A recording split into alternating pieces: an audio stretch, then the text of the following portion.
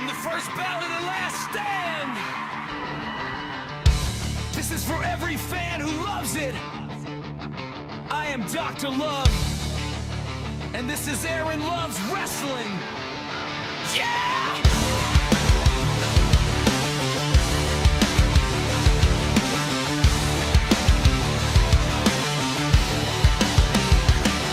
Turn the lights on, hear the crowd ignite.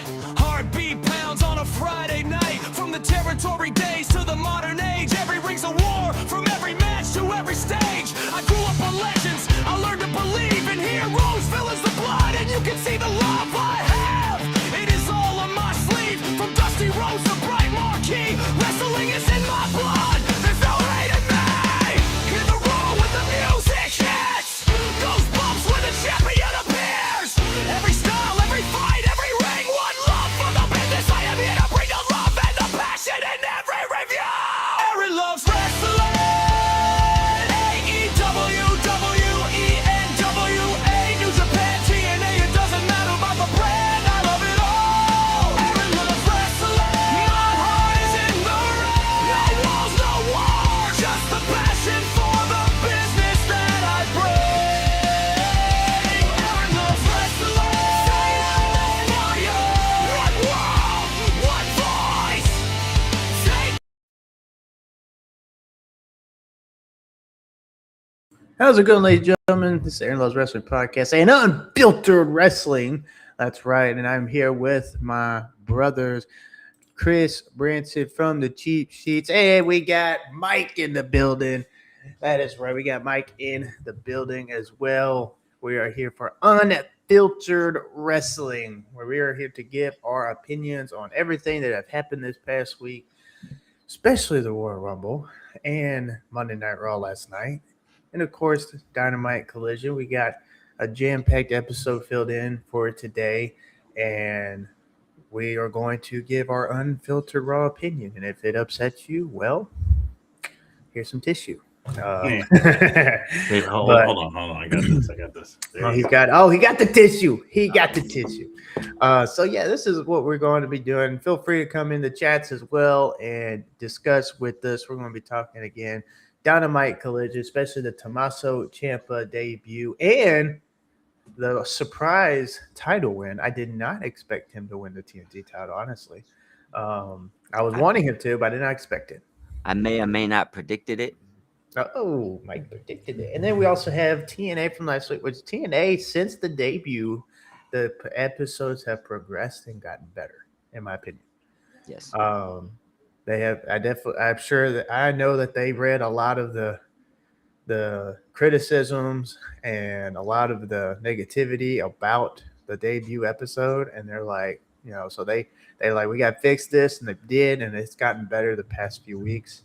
And then we'll talk about, of course, the Royal Rumble, and I want to see what the chat. What do you think of? I want to put a little vote out there through this episode, and we'll see how it is at the end. What do y'all think? Were the seats partially empty, or was it just the LED lights? Let us know. You know what? Chat. Today we should do a little bit of a mailbox. Let the chat ask questions and do a mailbox too.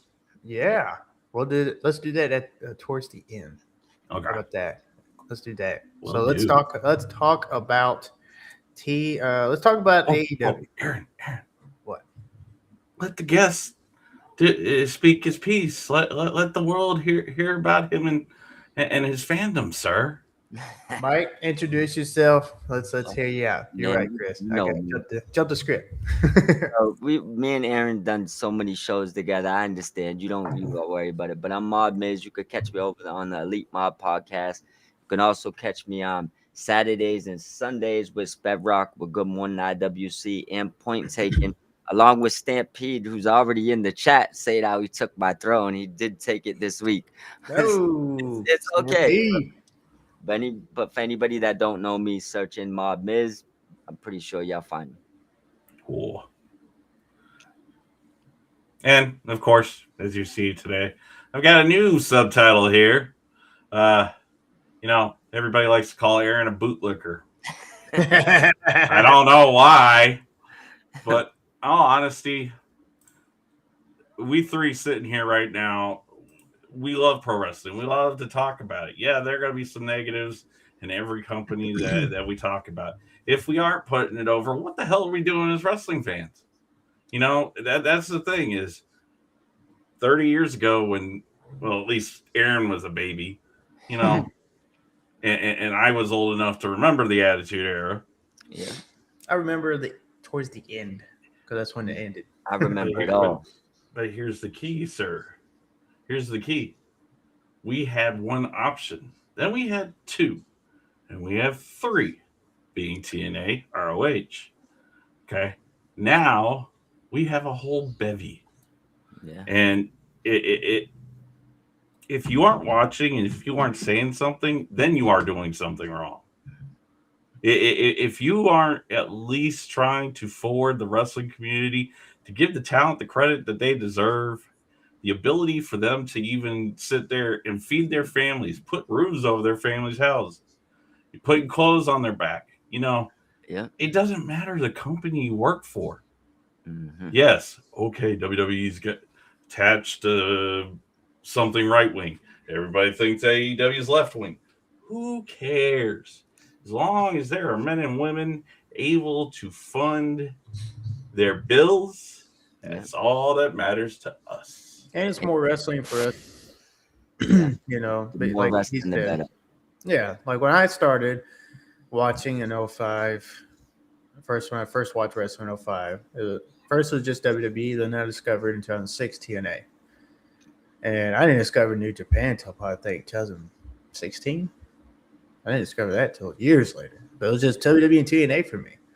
Yeah, it's And not. then now I got, we got NWA Power, which is on the night, AEW, we got WWE, we got Ring of Honor, we got TNA, we got New Japan, we got NOAH, we got AAA, got CMLL. I mean, the list is, I mean, you could literally forget all your TV shows and movies and you just fill your schedule up of watching wrestling. Like, Exactly. you don't like, of course, a lot of people don't do that as much as me, but I love wrestling, so I can watch it all. From a lot of people say, "Man, you watch too much wrestling." Well, I say you don't watch enough. Okay, so but no, for real, I do watch some other shows and movies here and there. But man, I just love watching wrestling, man.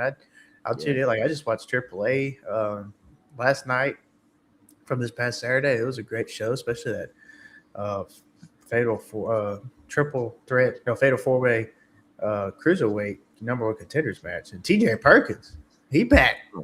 I haven't seen him in a minute. Yep. I'm sure he's been wrestling independent somewhere, but I haven't seen him. I'll say He was in New Japan. Yeah, he was in New Japan. Yeah. And he came on AAA and he won that number one contenders match. And he's going to be facing Laredo Kid for that AAA World Cruiserweight Championship. And I want WWE to bring that back. Bring some weight classes, bring that back. First ever. Speaking of TJP, he's the first ever cruiserweight champion. Yep. Yeah. And now he has the chance to be the AAA Cruiserweight Champion. How about they bring the Cruiserweight Championship back in WWE with the big roster that they got? And AEW can even do it with the big roster they got. Get rid of maybe the Trios titles or the National Heavyweight Championship and bring the Cruiserweight title. Spedrock nailed it. TJP in New Japan, he's a different essay. Like, yo, he rebuilt himself something different over there. And wrestling definitely is therapy. And then Heck yeah.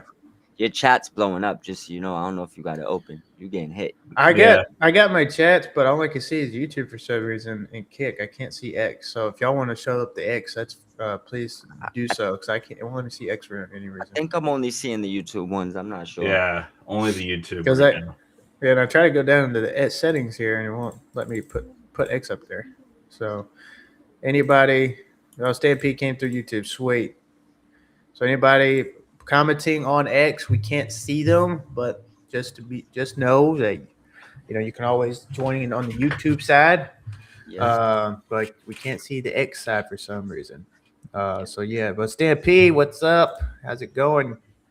One thing for 2019, 2025. Yeah, and a great run too. One thing I want to touch on one thing to follow up on what Chris said. What some of these fans, and I think it's only just like a certain batch of fans don't understand is like, look, we get it if your favorite wrestler is in WWE and you want him to be there because that's your favorite promotion.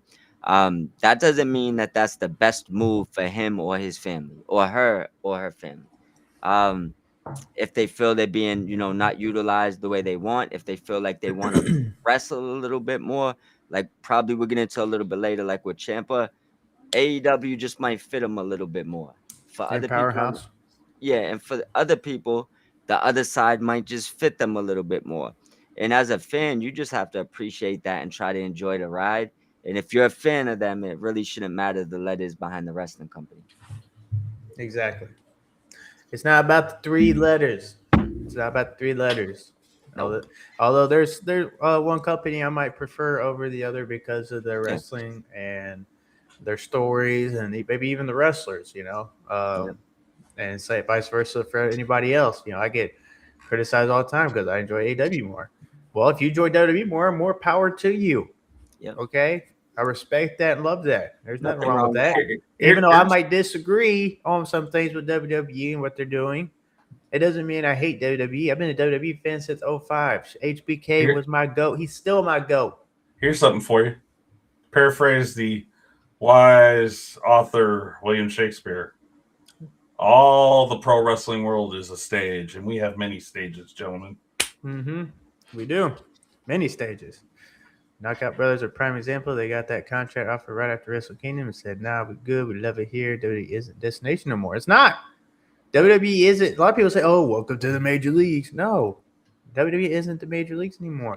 I think there's two major leagues. They might be the number one platform, but once again, it's a preference thing. If you want to do, Mhm. this isn't a knock, but if you want to do more of like the promotional stuff and a lot of stuff outside of wrestling and have maybe 7 to 10 minute matches here, that's fine, and work a lot of regular dates doing the same matches over and over throughout the year, whatever you got going on.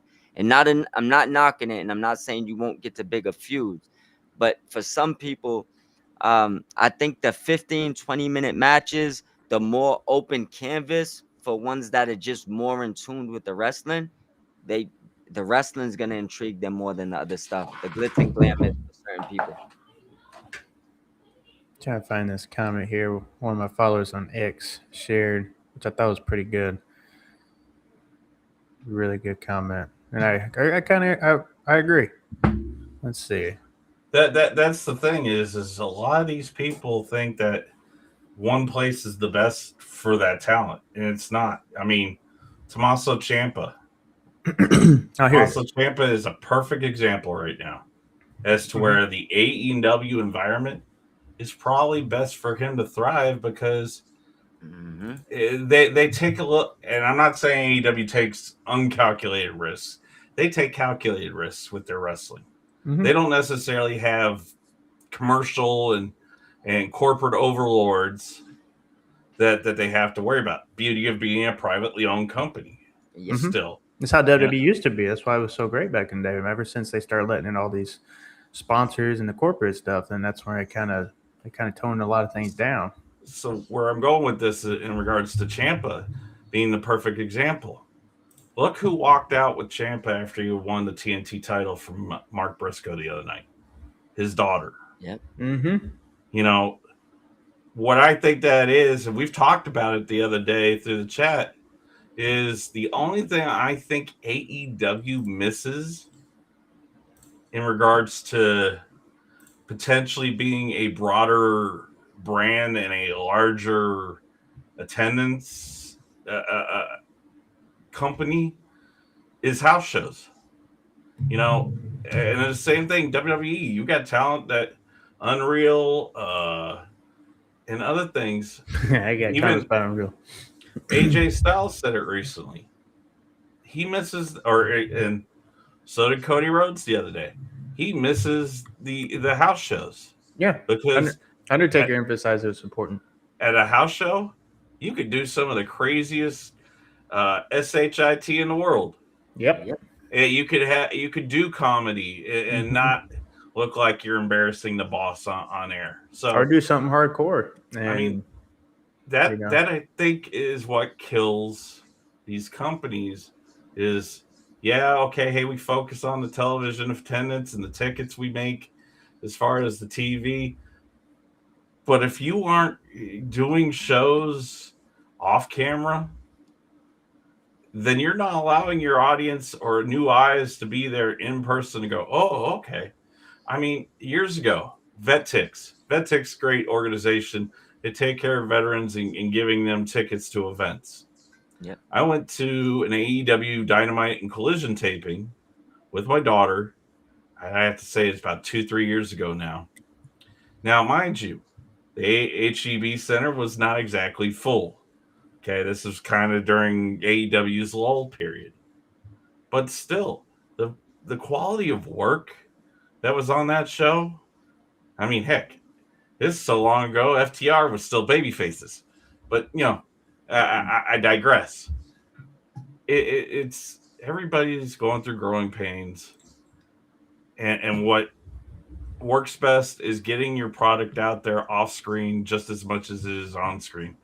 Because those times, house shows, they are meant to be geared towards the family. Mm-hmm. Yeah.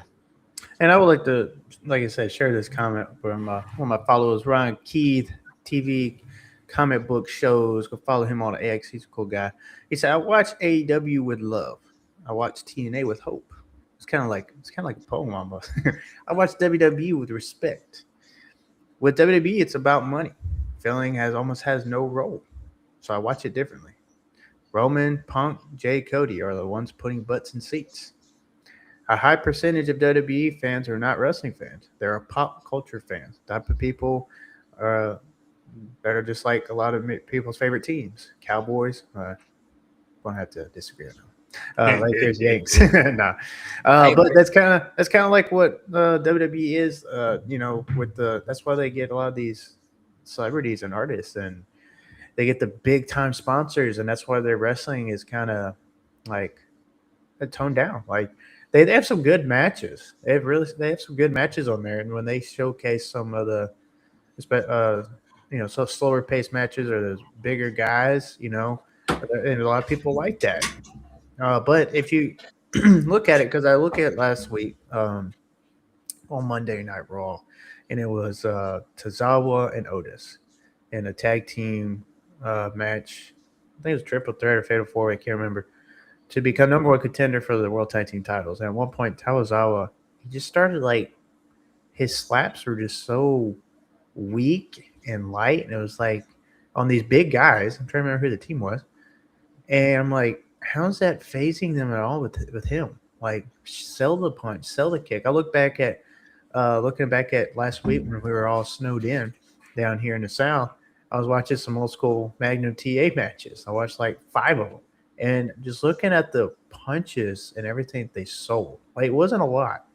Like it looked legit. Like Magnum like gut punched somebody, and then the guy sold it. And but how he hit him and how close it was, and just it wasn't fast, but it was nice slow, and it sold the impact. Like, oh crap, he just hit him in the gut, and the guy sold it.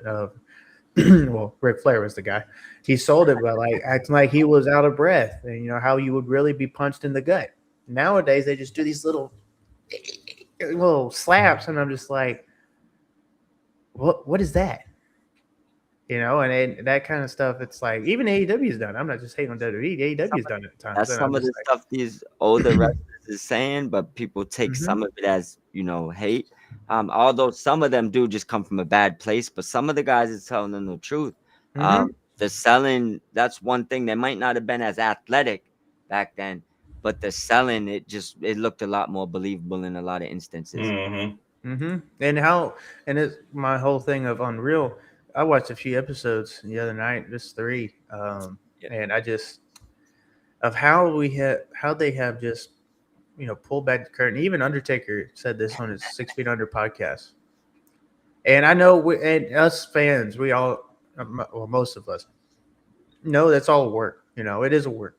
Of course. But just like what Undertaker said, when I go to a magician show, I don't want him to come out and just show me how he did all his tricks. I want him to lead the show and let me leave. And how did he do that?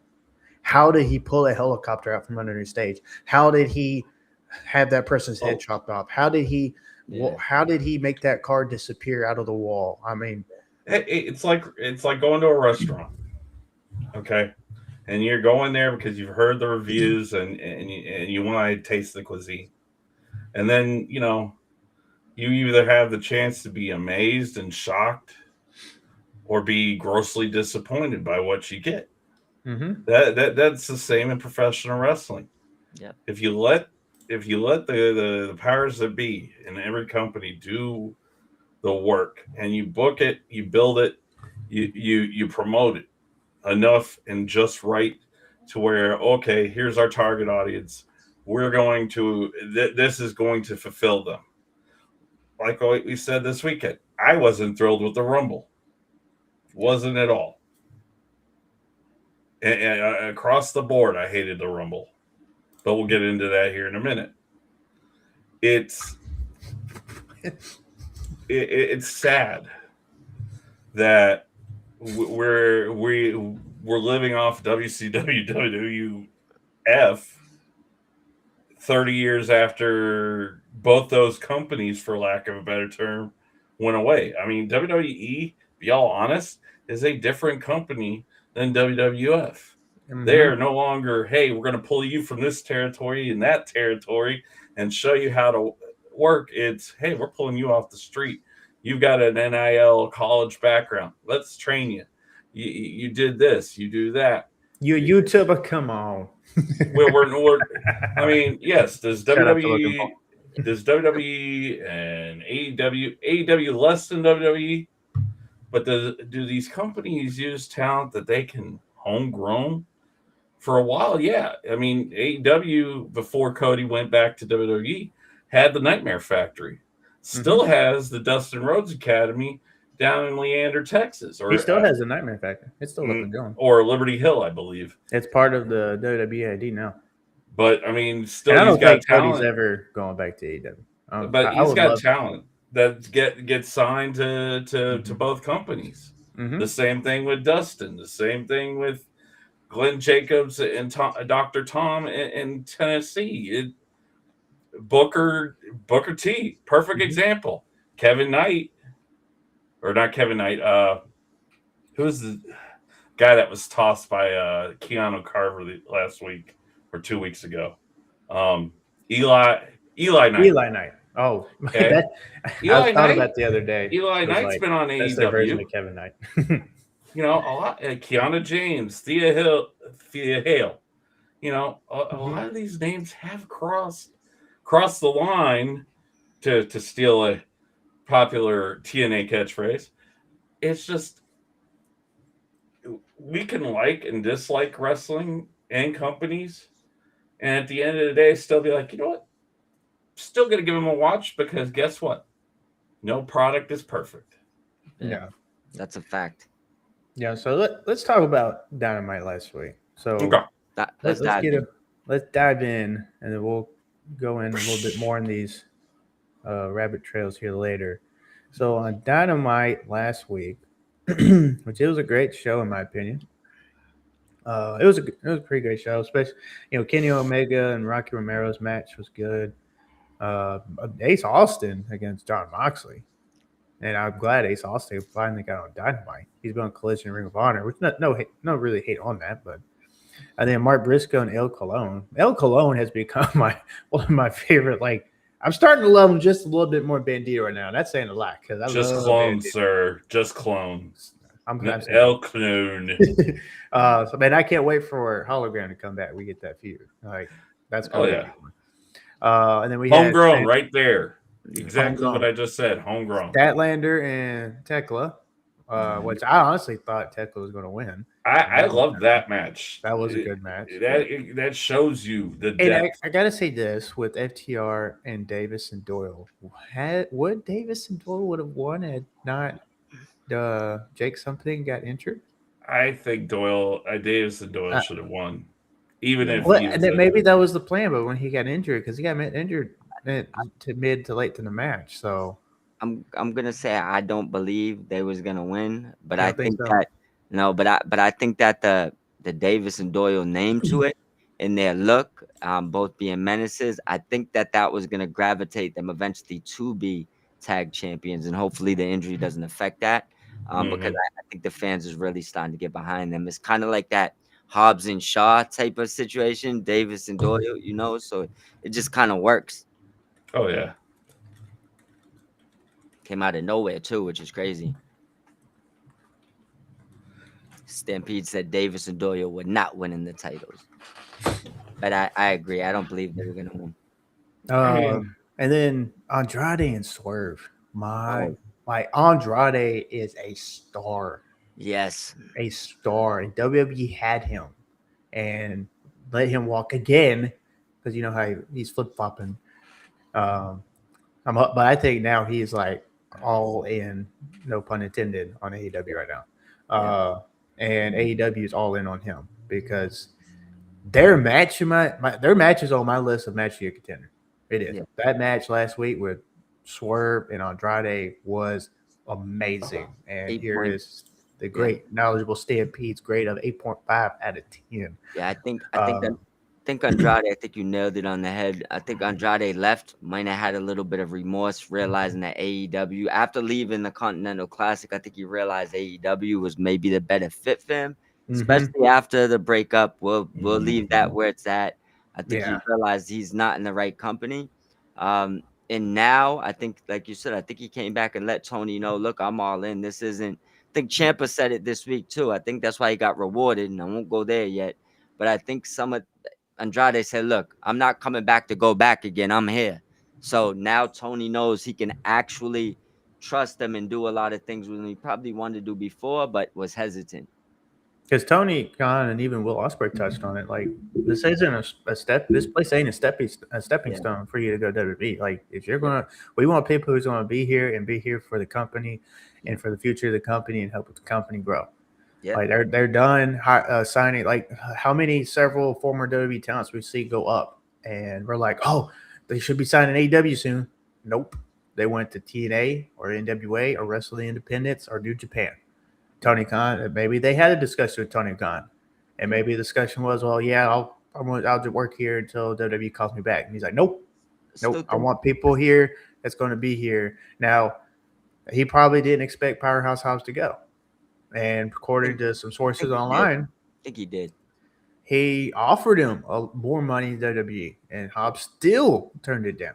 I think it was already after. I think Hobbs.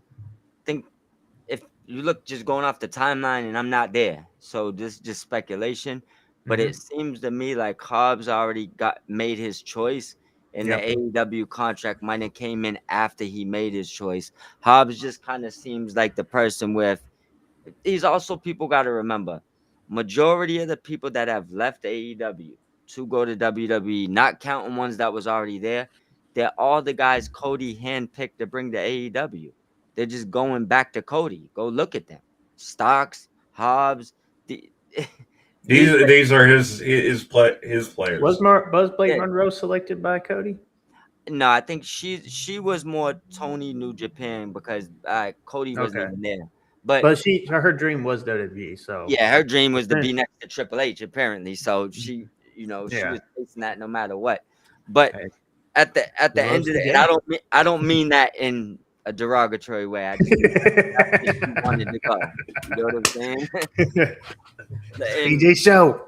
Yeah, but in all funniness, like I said, majority of those people that left AEW and went to WWE, I think they was just rejoining Cody. Yeah, and because you could say that for Ethan Page, like you said, Ricky Starks, Jay Cargill, CM Punk.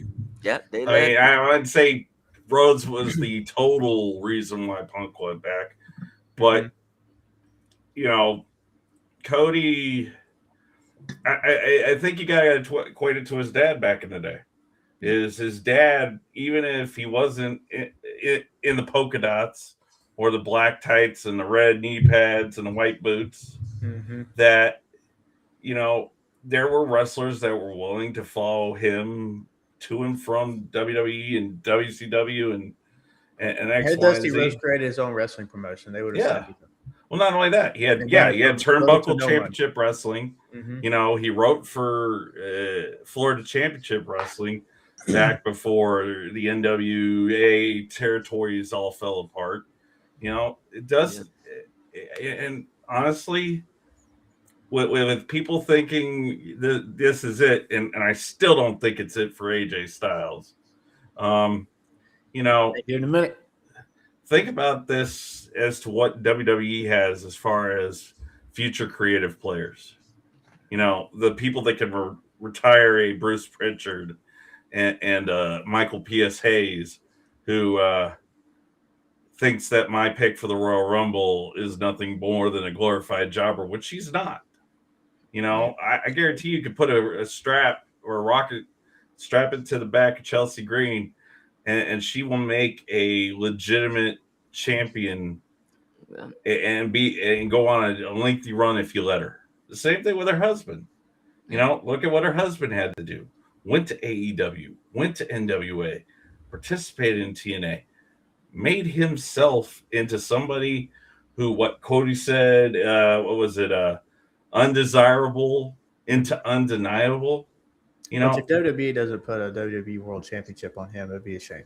oh, I agreed. Yeah. I mean, he and Punk are one championship shy of their Grand Slams.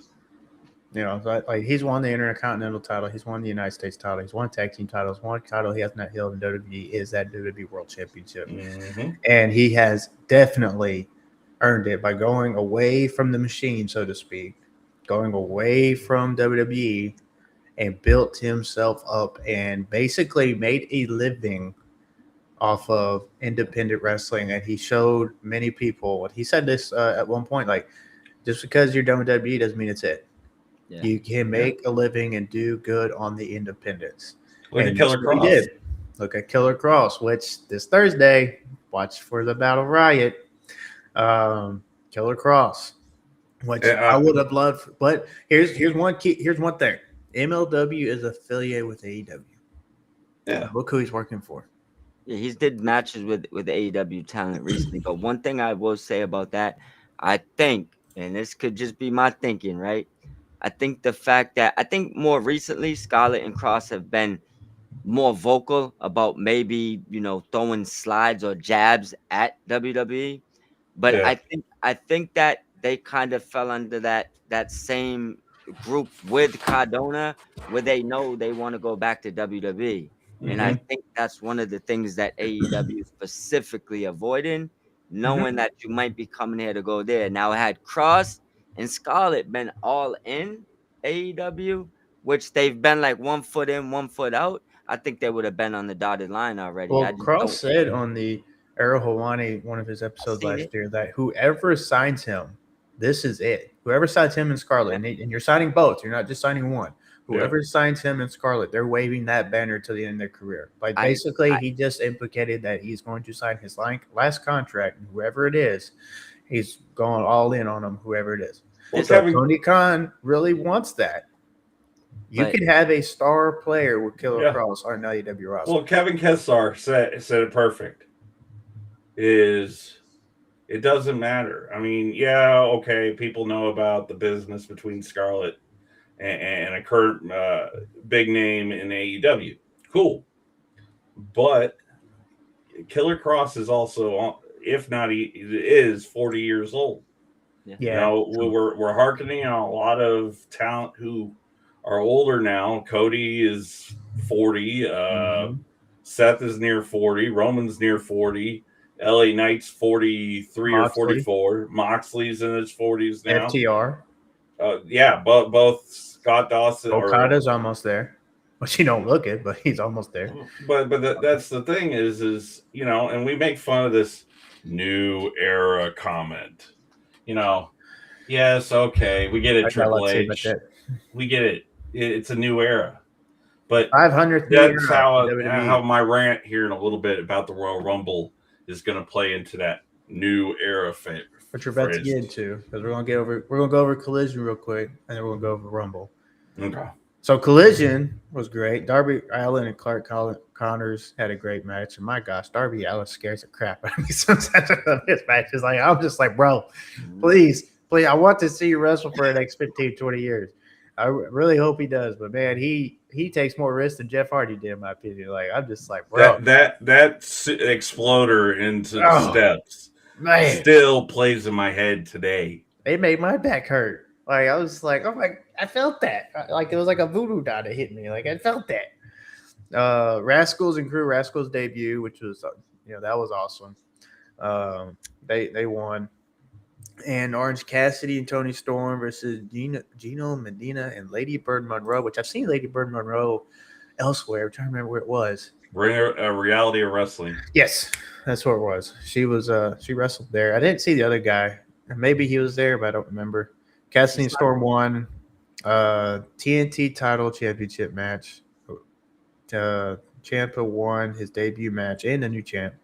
Then you had the international championship, which reports are going around, saying something about Okada lost the title or got held up on the flight. So it comes out his bag got lost. This time, it was probably a replica AEW title. It was the deal over it. I'm just like him, like just go out there and do it. To me, it just honestly it looked tacky because like just go out there with no title and not even make it a title match.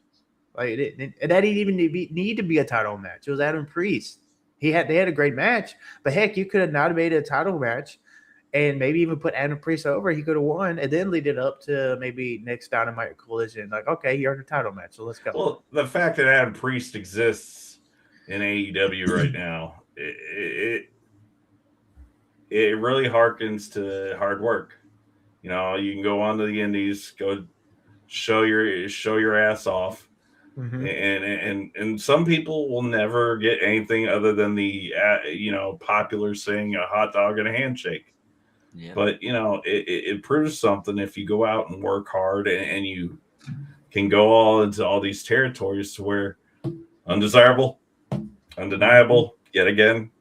The fact that you had MJF, not because he was the AEW World Heavyweight Champion, but MJF is, in my opinion, the most successful homegrown talent outside because Hangman Page existed before AEW. MJF, his home was MLW. He had to go through the time when they had a TV deal and they had to sue WWE because WWE blocked him out of a TV deal. So for him to go and say, hey, by the way, here's 2 contracts from AEW, and let's have you on our TV, and let's show the world the talent that you are. That kind of says something to how, going back to what we said earlier about the tribalism, you don't need tribalism to make money. Just let somebody show you why, the reason why they're worth watching on your TV every Wednesday, Friday, Saturday, Sunday, Monday. I don't even know which days we even have anymore that aren't covered by wrestling. Yeah. Nope. It's every day now. Yeah. Everybody has their day. So yeah, then at the end we had the Babes of Wrath going up against Sisters of Sin. And I thought honestly maybe we should have had a tag title change. We should have had a change. We should have. That would have, even though Tekla didn't win that, and I thought it was coming because Tekla didn't win. I was like, oh, well, maybe Sisters of Sin are going to win. No hold titles, and Tekla will get her win, and maybe a Revolution. Looks like they got a new group though. And it looks like maybe Megan Bates coming at that title. Who knows? She might win it. Well, Julia Hart and Sky Blue are well overdue to hold some straps. So yeah. Mm-hmm. They would be great women tag team champions, and I do enjoy Sisters of Sin. They're really good. And I love Base Rap too. They're a great tag team. Although I'm kind of wondering, why do we have these sub names to factions like Triangle of Terror or Triangle of Madness? Yeah, let it be. Don't. Sisters of Sin is perfect, even for all 3 girls. Well, I mean, it's like DX.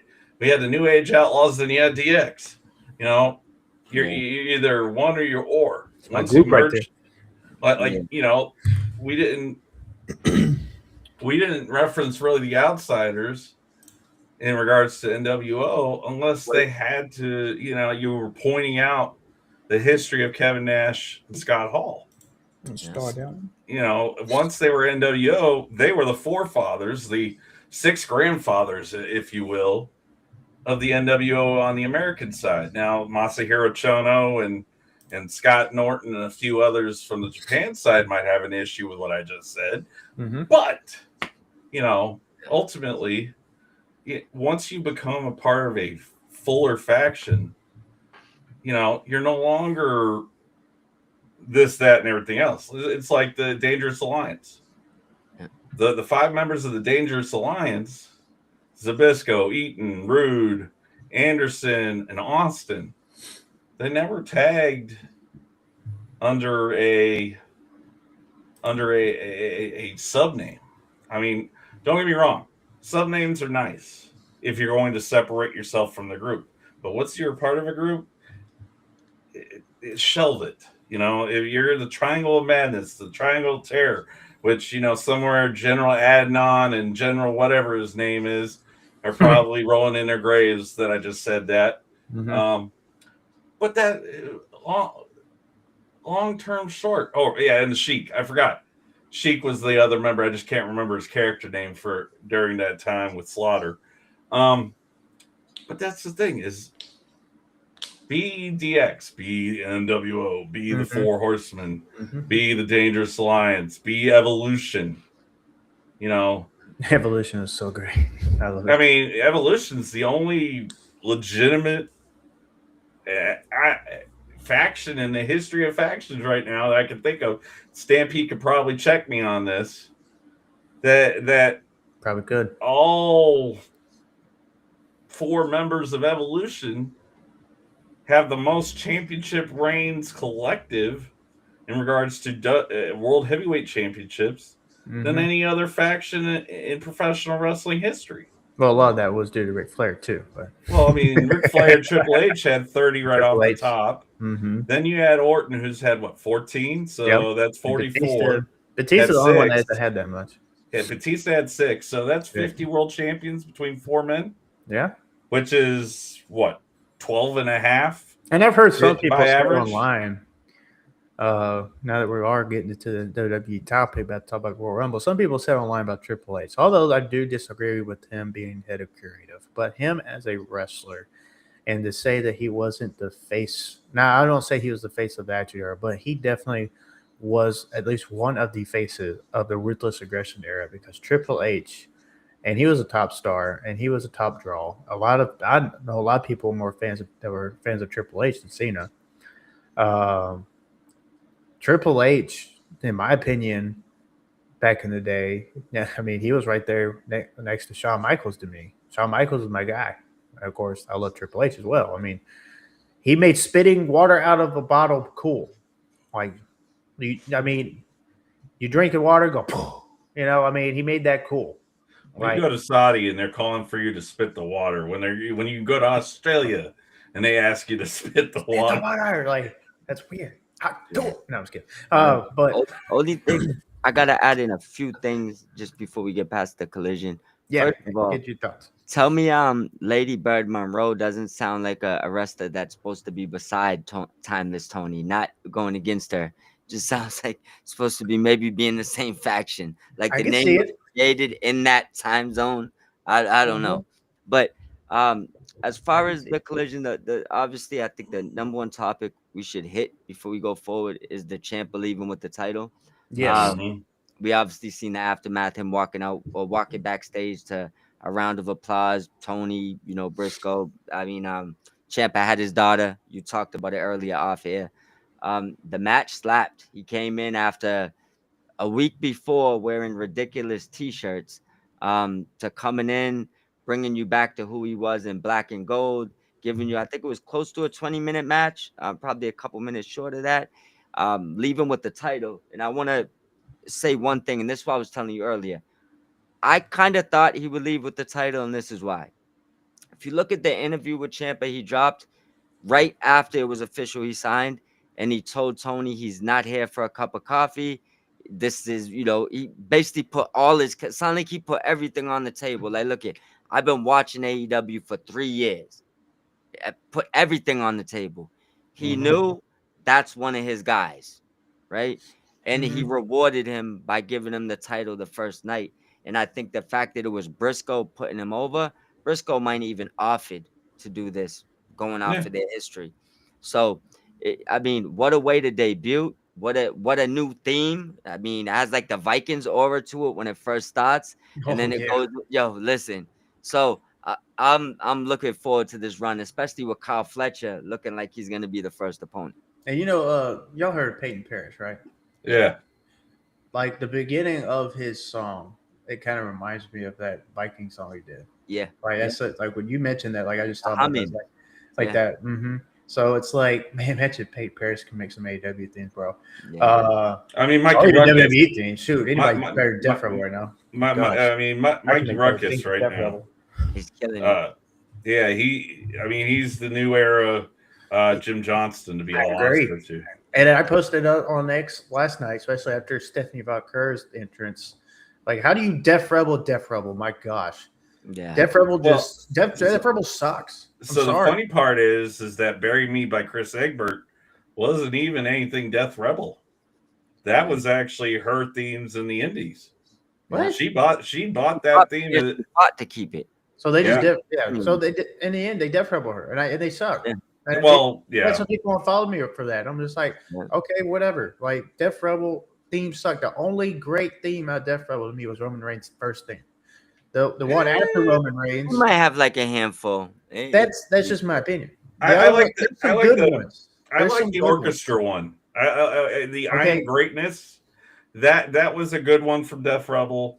Why did they have to it, but I like the original better. Well, why did you have to play Symphony Number 9 from Anton Dvorak just to go? Okay, we're giving Gunther his theme back instead of this Nazi sounding, I mean, don't get me wrong. Don't get me wrong, but if it ain't broken, don't fix it. It's like Real American.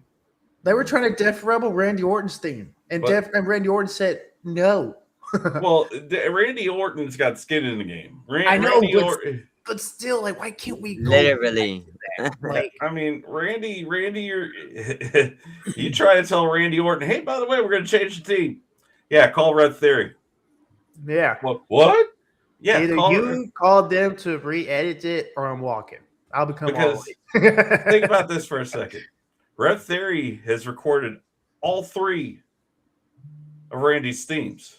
No. Mercy Drive was his first one. Oh, that's right. Mercy Drive. But Burning the Light.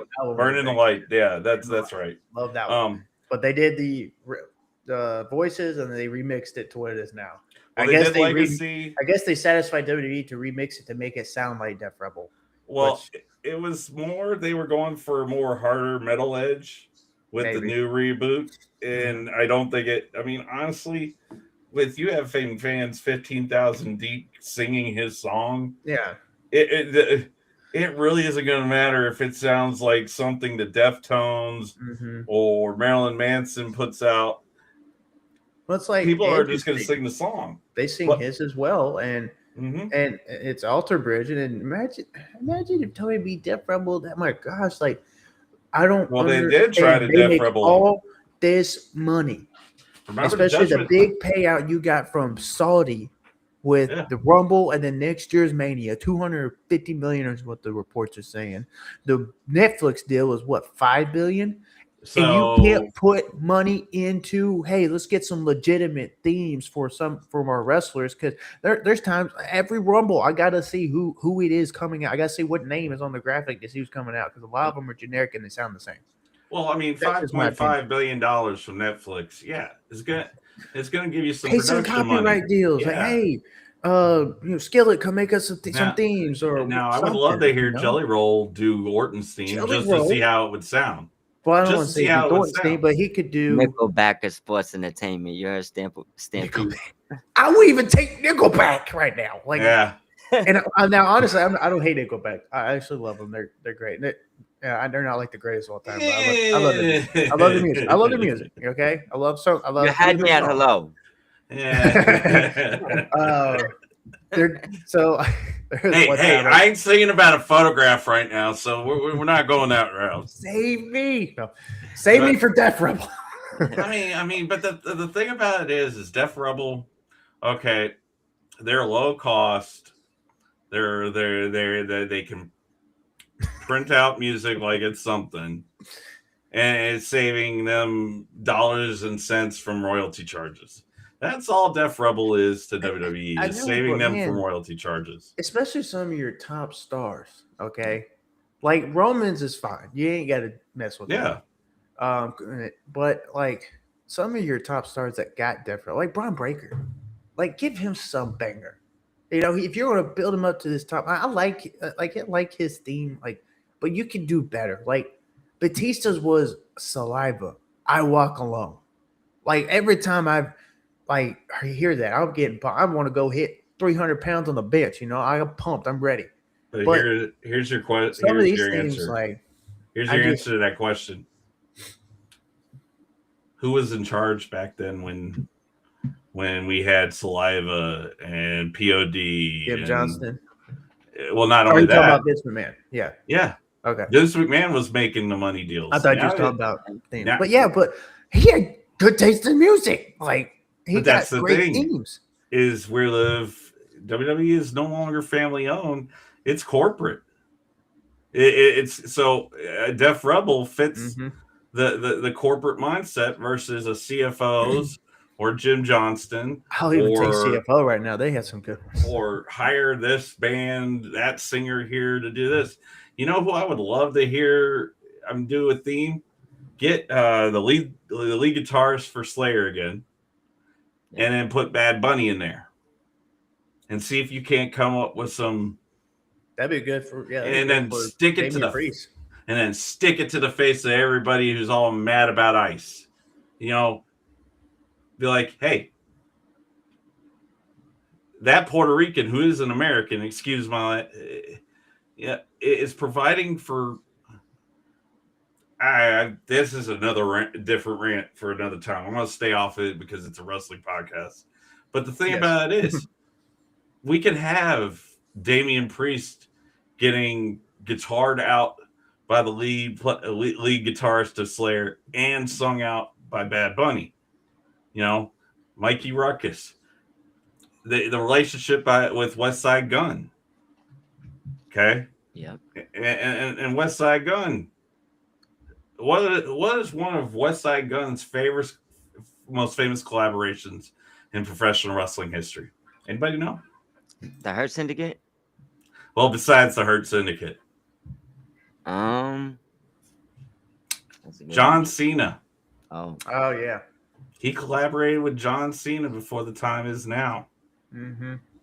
He was one of the collaborators. And I believe he even had a hand earlier than that in the Aggression album.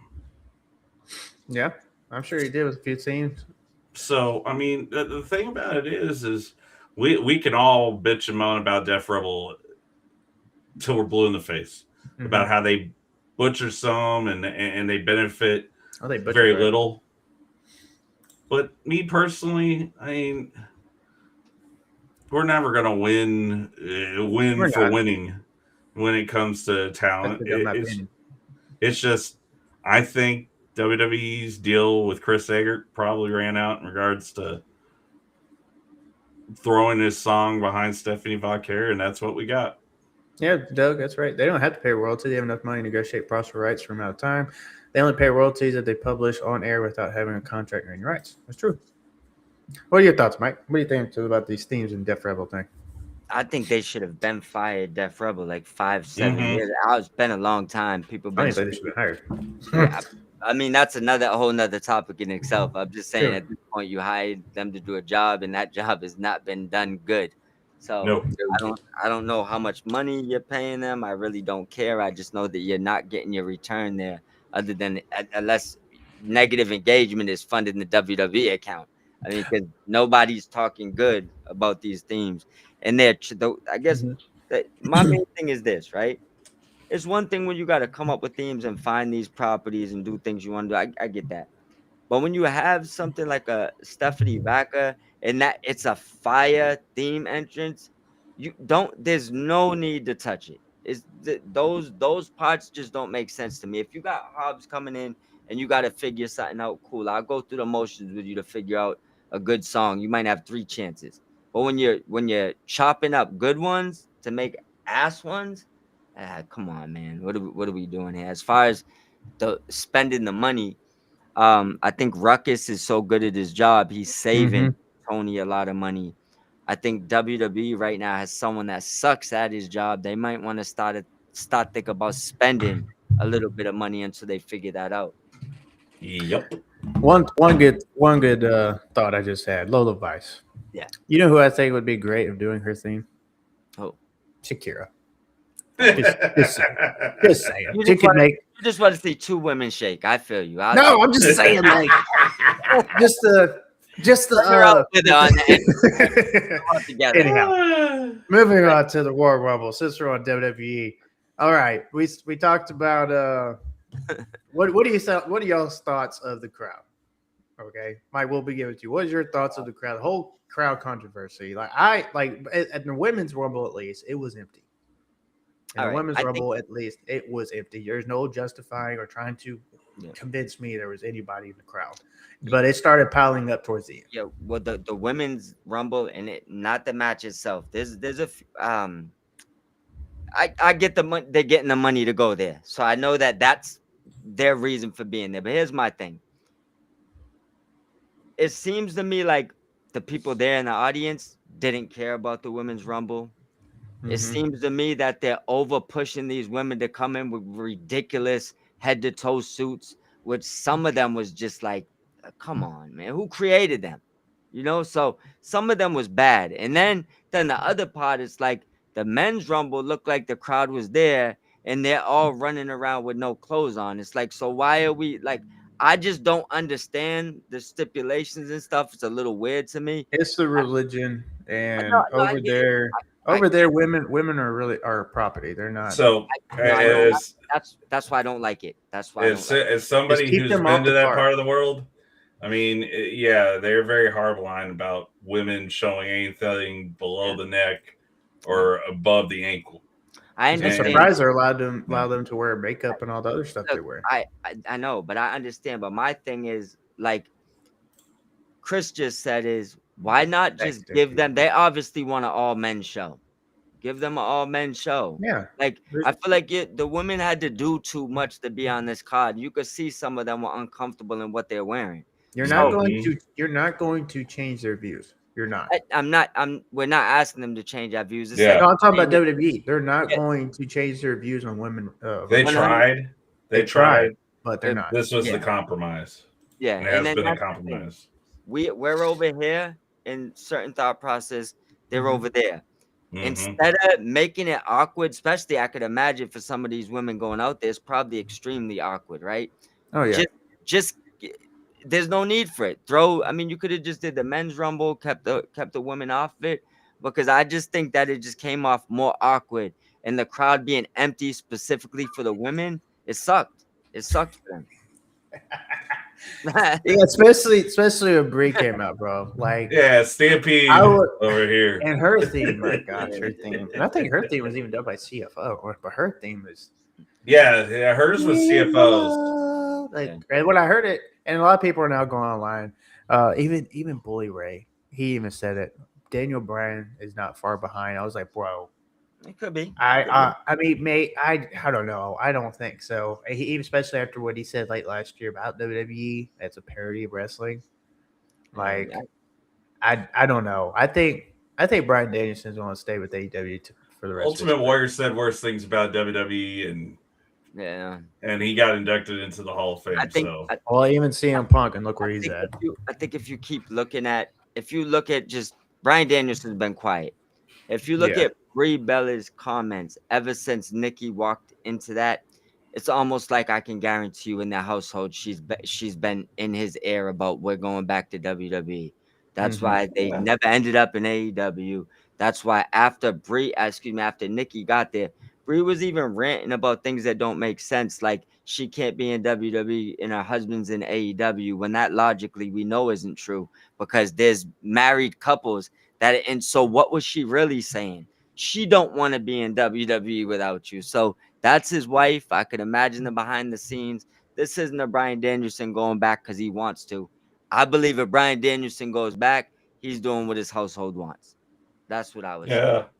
Yeah. Either he's coaching, he's running creative, or I don't think you'll ever see Brian Danielson, the American Dragon, outside of an authority role or creative role if he does go back to WWE. Yeah. And honestly, that's for him and Punk and whoever to replace Shawn Michaels and Matt Bloom down there in NXT. That There's and we do need a write-off. We do need a write-off of Miz and Daniel Bryan. Remember this too, though. Remember who's the last guy that actually made the call to fire CM Punk? Daniel Bryan. Yeah. So I think there's a lot Or of Bryan bridges. Danielson. Yeah, there's a lot of bridges the hurdle here, and I do believe if he goes back to WWE, he's also probably leaving money on the table because I think that AEW would pay him more just to hang around Tony than Khan WWE would give him. Tony Khan will give him a blank check. Oh yeah. I think that's why Jericho hasn't left the page yet. We'll talk about that because we're on that Rumble topic. That's all I'm saying. So, well, as Mike, hold on one second. Just as Mike said it, Bryan Danielson's a blank check wrestler. Yeah. Mm-hmm. You know, or excuse me, as Aaron just said it, he's a blank check wrestler. Same thing with CM Punk. Same thing with Kenny Omega. Same thing with enter wrestler here that has made his mark over the last 20 years in professional wrestling. Yeah. He at a certain point, you will no longer become the B+ player, or no longer are the B+ player. You're the A show, A-list quality talent that deserves to be given all the money because you're the one putting the asses in the seats. Yeah. Excuse my language again, you know. But yeah, no, it's just a lot of people don't get that. You can go to AEW, you can go to WWE. Your significant other, Rhea Ripley, Buddy Matthews, Alistair / Malachi Black, Zelina Vega. Okay, worked in 2 different companies. Never heard one moan about the other. Hell, Zelina Vega's been at AEW shows. Alistair Black has been at WWE shows when he was employed by AEW. Yeah. You know, there's been Trinity Fatu when she was with TNA, and Bailey went up to see debut of Sasha Banks or Mercedes Moné in Boston. So, I mean, we can. This goes back to where we were ranting the other day about, you know, it's not about us, the fan. And I said this to Jose, the assistant, the other day when he was pointing out a fan's tribalism. To them, it's, hey, my brother or sister inside those 4 corners is thriving. Their families are benefiting. You know, that goes to say that it doesn't matter where you wrestle as long as you get a chance to wrestle and put it in the bank. Yeah. Mm-hmm. I agree. I completely agree. So thoughts on the winner of the Women's Rumble? What are your thoughts on that? I got no bad thoughts about that. I like the winner, and I like the Raquel dynamic, how she threw out, because I think that with Raquel working big, shout out to Spevrock. He said this on Good Morning IWC this week, I believe. Well, it might have been point taken. I apologize. It might have been Stampede. He could confirm this on the thing, but with her working so much bigger after the Kevin Nash statements, and yeah, it was Stampede. Shout out to Stampede. But with her working bigger, with the Judgment Day working, they got the Roxanne stuff. Liv winning this now. Liv throwing Raquel out. I see a direction here, and I think that they made a good decision if they continue up with the booking. I mean, you had the obvious teases with Tiffany and with Soul. Yeah. Which I thought Raquel was going to win last night, and I thought so too. It set up their feud for WrestleMania. I mean, we still got some ways to go, but I seriously thought that was going to happen last night, and Roxanne intervened, and then you have this whole manipulative story with Liv and Raquel, like just Liv's always at just take the pin. You give me it's for the better the Judgment Day about and then Raquel just kind of deflects and like now screw you, and then Yeah.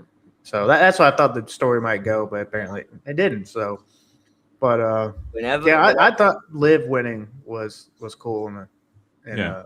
that was her first Rumble win, Oh, actually. I think. I think I said the only thing that I liked about the Rumble this weekend was the finish. What was that yeah, Oblivion on the apron?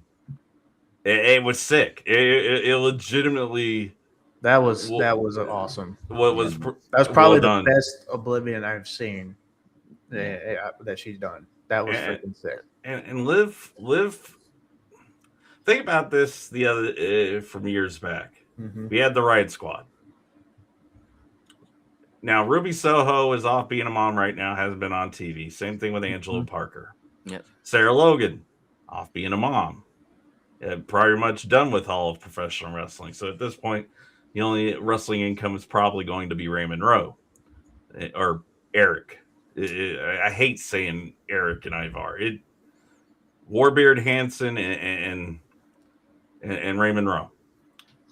Liv Morgan has gone above the expectation that many people had for her when she got into WWE. I mean, the woman is shy the Intercontinental and the United States Championships, but she's been Crown Jewel winner, Royal Rumble winner, Money in the Bank winner, has won both the WWE Women's and Women's World Championships. I mean, Liv Morgan proves that some no-name Jersey girl went and made something of herself. Same thing with other no-name Jersey girls that did. AJ Lee, uh, when it's all written, said and done, when Liv is done with wrestling, mm-hmm. she's gonna have her own chapter.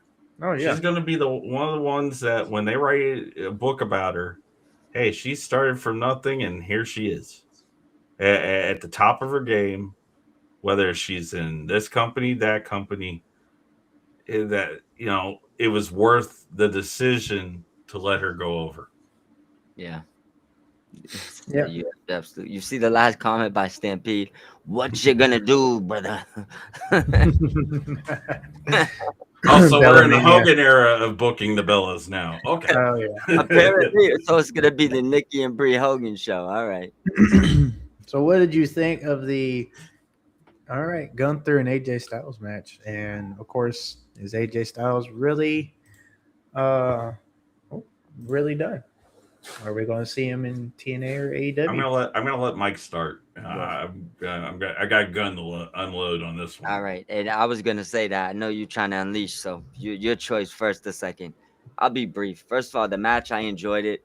I think this guy gave me like that old school vibe. Pretty much Gunther, anybody you put him in there with, if as long as they could give him something, he's gonna make the match pretty good. So that no problems with the match. I like that AJ didn't give up and he actually went to sleep, unlike somebody else Yep. recently. Unlike someone Yeah, they call the GOAT. that says never give up. Yeah. And as far as AJ, here's a few things. There could be two things going on. And I mean, none of this could be true. It could completely all be a work. But right now, I look at it like this.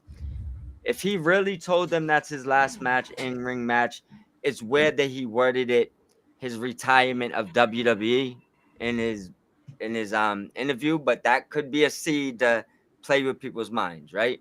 Mm-hmm. So factor that in. But with him saying that, with him then taking the gloves off, actually putting the gloves back on, throwing it up one more time, I doubt that he would tell them he's retiring, not tell them he's doing that part. Because if that was true, I absolutely plan on seeing him somewhere else. Mm-hmm. I'm not gonna buy into that though, right? Mm-hmm. But let's lean into that topic and say it is true. Triple H and Rosenberg looked like they could have tried to get ahead of a story and maybe make AJ look like he's not a liar and he lied. He said he wasn't wrestling no more. Oh, he wrestled because Triple H has done this with a few wrestlers recently that have walked out the door. So it's definitely Yeah. possible.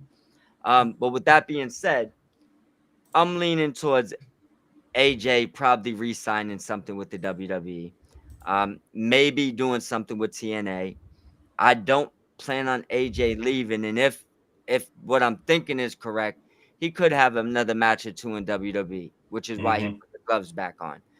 I just don't think that he would, after all the good that he said and done for WWE recently, something would have to go terribly wrong behind scenes for him to tell you, no, I'm done. Go out there, lie to your face, put the gloves back on, and then walk out the back door with a middle finger. I Mhm. I just don't know if that's possible. If it is, maybe his loyalty has been with AEW the whole time, and it's like, all right, I'm going to see my boys. F y'all. That's a stretch, though. That's like a Yeah. real big stretch. That's like, I would say that's like an 8% chance of happening. Yeah, and I would say friend wise, he has more friends in that company. Probably Although there are many more dream matches over there than TNA. 100%. Yeah. Kenny Omega, Yeah. Swerve, MJF, In all Will honesty, Ospreay, just Osprey, Alone. Omega, Yeah. the last dance with Hangman him and Adam Omega. Page. But I would stick to 3 people you just mentioned: Osprey, MJF, and Omega. Osprey and AJ, I don't think has ever happened. If it has, I don't. Someone remember. said it happened years ago. Like Will Ospreay was like a rookie or something. But I have to Maybe search that. we need a last dance between the best bout machine and the greatest of a generation. That's for sure. He Mhm. also picked up Bullet Club. And then MJF, I hate to say it this way, and it sounded more like it day in, day out, especially with his last title match against Bandito, was some of the strutting and the moving that MJF was doing. He's resembling a modern Ric Flair. Yeah, he No, doesn't yeah. have 16 world championships, Not yet. but he's playing up how Flair played up himself in a match. Mhm. Now, with AJ, with that match, I was not a fan of it. Not a fan of the finish, at least. It was a great match. I don't disagree with the rating that Stampede put. I think, what was it, 8.45 out of 10? Yeah, 8.35 out of 10. Okay. And we talked about the finish this weekend as well, about how camera shots were playing into certain things as far as fan cameras, hard cameras, everything else. That AJ's hand should have been a lot closer to the ring or to the ring rope when he was fading out. Why do I say this? Because then what if Dan Engler lifts AJ's hands, AJ's fingers grace the rope, and yet you still called him out? There you go. You could have given. What was the match? And it escapes me right now. There was a finish to where it made it very questionable as to how the match went, but ultimately it was still the rest decision. I can't remember I know it was in WWE. I think it may have been NXT. I remember what you're talking about too. I believe it was for one of the heavyweight titles. And Yeah. they had to, I forgot what I think it is NXT. Who it is, someone have to pull out the search. But and they had to run it back to really define who it may have been Trick Williams. I believe Trick Williams was one of the participants in said match. Was it the trip? Was it maybe the trip? It wasn't a triple threat, was it? Which match you're talking about? I don't think it was the triple. I don't think it was stand and deliver. I think it may have been the last one. Yeah, there it is. AJ faced Ospreay Red Pro back 2015. Right around then. I think probably Ospreay just got into it. Yep, that'd be. We can play that back though. But with Gunther, I think this whole career killer thing, because look at what the Legend Killer gimmick did for Randy Orton. It solidified him as a rookie. Yeah. But Gunther, Walter Gunther, whatever you want to call him, is not a rookie. Okay, hey, he took out Goldberg. He took out Cena. look at the names that Randy RKO'd or punted. You know, I would say that's more of a who's who than what Gunther's done. And that's not to sit there and crap on John Cena. It's just I wasn't a fan of this whole career killer thing because then you could sit there and later on go, oh, hey, all he did was collect scalps. That's all he did was collect scalps. And the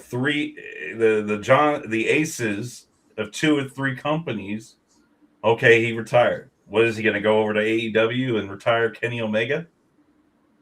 I mean, that wouldn't make sense to me. And it's I don't disagree with Doug. I'm nitpicking a little. I'm a homer for AJ. That's probably the part of the reason why I left with a sour taste in that match. Mm-hmm. But there's a lot more left in the gun in regards to AJ and WWE, or AJ and TNA, or AJ and AEW. For that to be the ultimate finale. I mean, the way they did that ending with the gloves. You know, Undertaker did it against Reigns. And that's the last time we should have seen the Undertaker was 33. We ended up with AJ teasing it. And I'm not against teasing the end. Yeah. It's just it just didn't feel finished. Now, playing off of Raw and what happened with Gunther and AJ's most recent tag partner, I think there's a reinstatement storyline coming to where Dragon Lee beats Gunther, but then what's the payoff? You know, yeah, okay, AJ's back, but then we just made that whole entire retirement. No, I think Dragon Lee's going to probably lead to Rey Mysterio because Rey Mysterio's talked about him being done soon, and he might be at WrestleMania. Well, I mean, with what happened the last year or so with Rey, maybe Gunther rolls through Dragon Lee and Penta and all the other luchas, and Rey's like, "All right, I'm tired of your crap." And then, that's one way to look at it. And then Gunther's like, "I won't wrestle you two, put your career on the line." And then Rey's like, "All right, screw it, I'll do it." Or Rey Mysterio's like, "All right, screw it, I'll do it." And then that's how we'll have it in at WrestleMania. Maybe. But as far as Gunther is concerned, he has now made himself into more of the moment kind of like Brock is. Now you have to make his feuds matter. They have to count. They have to seem box office, i.e. Roman Reigns and CM Punk, because now you've put him at such a high pedestal with what he's done lately. Like I said, I did not feel good about the finish of AJ and Gunther this weekend. What was yours, Mike? As far as what? The AJ Gunther match. I threw mine earlier. Yeah. I had no problem with the match. Okay. I enjoyed everything. I just a little confused on what they're doing with the end or what they're playing into, because it can only be two things. Either he's walking out the door. I feel like they're working everybody with all these things they're throwing out there, but I guess we'll see how that goes. But the match, I mean, I enjoyed it. I think it was one of the more enjoyable matches of the night for me. We'll get into the Sammy one. A decent match, but just not a fan of what he has going on in the regular Rumble. But this was probably one of my more enjoyable matches of the night. I mean, don't get me wrong. The body of the match is great. Yeah, but and I enjoyed just was sour to me. I enjoyed the match, and I liked the finish because he choked him out, and that's how I think Cena should have been. But I do think back too of Cena's, not to get too far into it, but like him giving up, and I know his whole thing of preaching was ever giving up, but if Cena did that to like If Cena ever did that, then okay, that's the end. Like to me, whenever Undertaker lost his streak, that should have been the end. Instead of him coming back, and he lost again and still came back. I think that whoever beat Undertaker, that should have been it. And of course, if you wanted Brad to do it, could have waited a little later, but it was just too soon. And I think they even thought that, and then Taker kept coming back for more. Like you said about Taker. So, huh? Like you just said about Taker. I mean, yeah, we should have got the end of the Undertaker at WrestleMania 33. Mm-hmm. We were able to get the end of the Undertaker at WrestleMania 36 during the pandemic. Yeah. But we were also able to have a match between the greatest creation in the history of World Wrestling Federation or entertainment versus the greatest honest God pro wrestler of this century. Mm-hmm. So we've been spoiled, honestly, in some cases. Like Omega and Styles Mm-hmm. in New Japan, we were spoiled. Omega and Ricochet. So moving on now to the Ricochet. My bad. WWE Championship. Eric, before you go forward, I just want to say one thing. I think one of the problems that I have with Gunther right now is Gunther's supposed to be the big, hail from another country. We've seen this for. I mean, you're younger than us, obviously, but this is a story since beginning of time with the WWE, right? Yeah. I think one of the problems they're having with Gunther, I think they missed the ball 2-3 times to make him that person. I think they had the opportunity. Now where they're at, they're force feeding you Gunther. It's kind of like when it ended up eventually working with Roman Reigns, but it took a long time before it actually worked, where they were just cramming him. Mm-hmm. He's the good guy getting booed. You know what I'm saying? So they just force feeding. I think that they got there with Gunther, and they're force feeding. It's like you shouldn't need him to, retire Cena or retire AJ or even need retirement stories to make him the big bad wolf. Like, just do it, Now, with what Alt just said, like I said, he may think it's demotion, but I think AJ, or excuse me, Dragon Lee and Gunther play into this AJ moment. I think it's going to lead to Rey Mysterio. That's what I'm thinking. Well, you got to remember who is recently a tag team champion with AJ. Well, Dragon Lee. Yeah. I agree. So, but this would ruin, in my opinion, the story of the AJ. And I think it could lead to, so. Even though Ray does have a 3-year deal, but he could do what he's been doing on AAA is commentary with JBL. Eventually, yeah. But the thing about it is, you're Ray has talked about calling it quits soon. He's hinted at it. Whether it be this soon or later, I don't know. But if it is, and Gunther, is going to go wrestle Dragon Lee or maybe even Penta, and it's kind of disrespect the look. Because look what he tried. He tried to take the mask off. So all of that and leading up to Rey Mysterio, and it may not even be a retirement match at WrestleMania. It might just be 1-on-1. But because I think the plans for Brock is going to be Oba. That's what I'm thinking. I think they'll probably save Gunther and Brock for SummerSlam for him to retire Brock at home. Or so at WrestleMania, what are we going to have Gunther do? Because he's not in the world title picture, although I have opinions on the men's Rumble later about that. I like this could lead up to Rey Mysterio and Gunther match storyline wise, whether it's retirement or not. Although in my opinion, if you're going to have a face legend soon to retire, it should be like I don't think you're going to get a Gunther Ray match maybe this year, but the person that should retire Ray is Dom. Mm-hmm. Flat out. It should be Dom. It should be Dom receiving the mask from Ray when the match is done, and let Dom go from either being uber heel or uber babyface and how he responds to the end of that match. But I don't think Gunther will take Rey Mysterio out. I think like you said, we're waiting till August for night one of WrestleMania, because you know that's going to be the night one main event at WrestleMania is Brock Lesnar and Gunther. SummerSlam. Yes. All right. The WWE Championship match with Drew and Sammy. I don't know. It was a good match. I thought Drew retaining was good. I didn't think Sammy was going to win at all. Just WWE using Sammy as hyping everyone up for the match and then giving that strong baby face.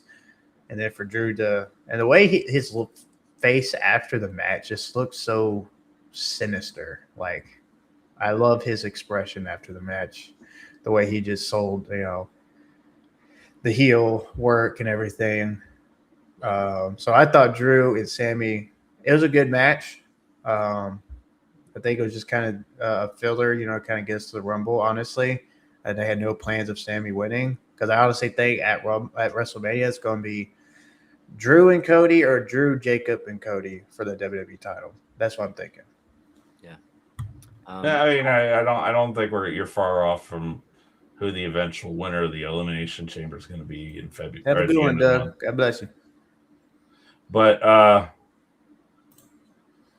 that's the thing is you've got Sammy, who never lost in Saudi, versus Drew, who's never lost to Sammy. Would it have hurt Drew necessarily to have dropped for the month, go into Elimination Chamber in Chicago and beat Sammy again for that championship? No. But a lot of that night felt very heelish in how all the finishes went. Because if you look at it, pretty much every heel won. Well, I mean, we got to call Roman a tweener, because he gets heel heat, he gets baby face. Well, right now he's going up against Punk. It doesn't matter. Punk's the baby face. You heard that crowd last night. Well, yeah. They're both getting baby face heat. They were both getting heel heat. But that's because the promo was so good. Like, oh yeah, that was the best promo I've seen on WWE in quite a while. That was a masterclass last night. That was Professor Punk and Professor Reigns. A lot of people were praising Roman, like they're talking about like 2015 Roman again. I'm like, no, Roman has definitely developed his promo game since. I mean, him going up against Punk was great, but I mean, Roman has definitely developed his promo game since then. Look, so I was not surprised by his promo then. Hey, Aaron, you got to think. Who is Roman sit under the learning tree of since Roman's been a main roster wrestler? The Rock. Not The Rock. Heyman. Yeah, I know. Rhea Ripley credits Paul Heyman. Yeah, a lot of them. Montez Ford. Something that was said the other day on one of Taker's podcasts. I think it was with Bailey. And the way it was said is, you can sit in this ring, you can go to work, you can ask all these folks, oh, hey, how was my match? But then, when that veteran, that old timer, whatever you want to call him, sits there and views said match, and this talent is nowhere to be found, you're wasting all those pros and cons that veteran is going to sit there and give you. See, Roman, you referenced the Royal Rumble in 2015. Do we all remember what happened then? Roman was booed. Yeah. Out of the building at the Spectrum. That's what I was talking about before, the force-fed stuff. Roman snuck out the back door and people started loving him. It doesn't always work like that, though. No. But we had to hate him to love him. And I'm curious at how much Saudi spent on those fireworks. I'm just wondering Chris, I'm wondering how getting us to hate Gunther is going to make us hate him a different way after, if that makes sense, because this ain't the type of heat you want on him. Just seems awkward. I like the nuclear heat, though. This is where I think, Gunther, lately the audience if I remember hearing the Saudi audience, and kind of the Saudi audience is a little more respectful in their behavior, I guess you could say. Yeah, they get loud, but you don't necessarily. You were hearing Gunther getting "fu," and after last night when Dragon Lee, when that whole segment went down, you could hear the Philly crowd telling Good Gunther heel "fu." heat. I And mean, that's Philly for you. They look don't at hold back. Dom. Look at Dom. Yeah, and Don. We went from nuclear heat Mm-hmm. to now he gets cheered as much as he gets booed. Yeah. He's stuck. He's a tweener now. This doesn't like you could be a heel, they're still gonna cheer you. But Like, And that's the thing with nowadays. Like something Mike asked just a second ago, Aaron, about how do you get Gunther the crowd to hate Gunther more. Part of it was Saturday and back in December.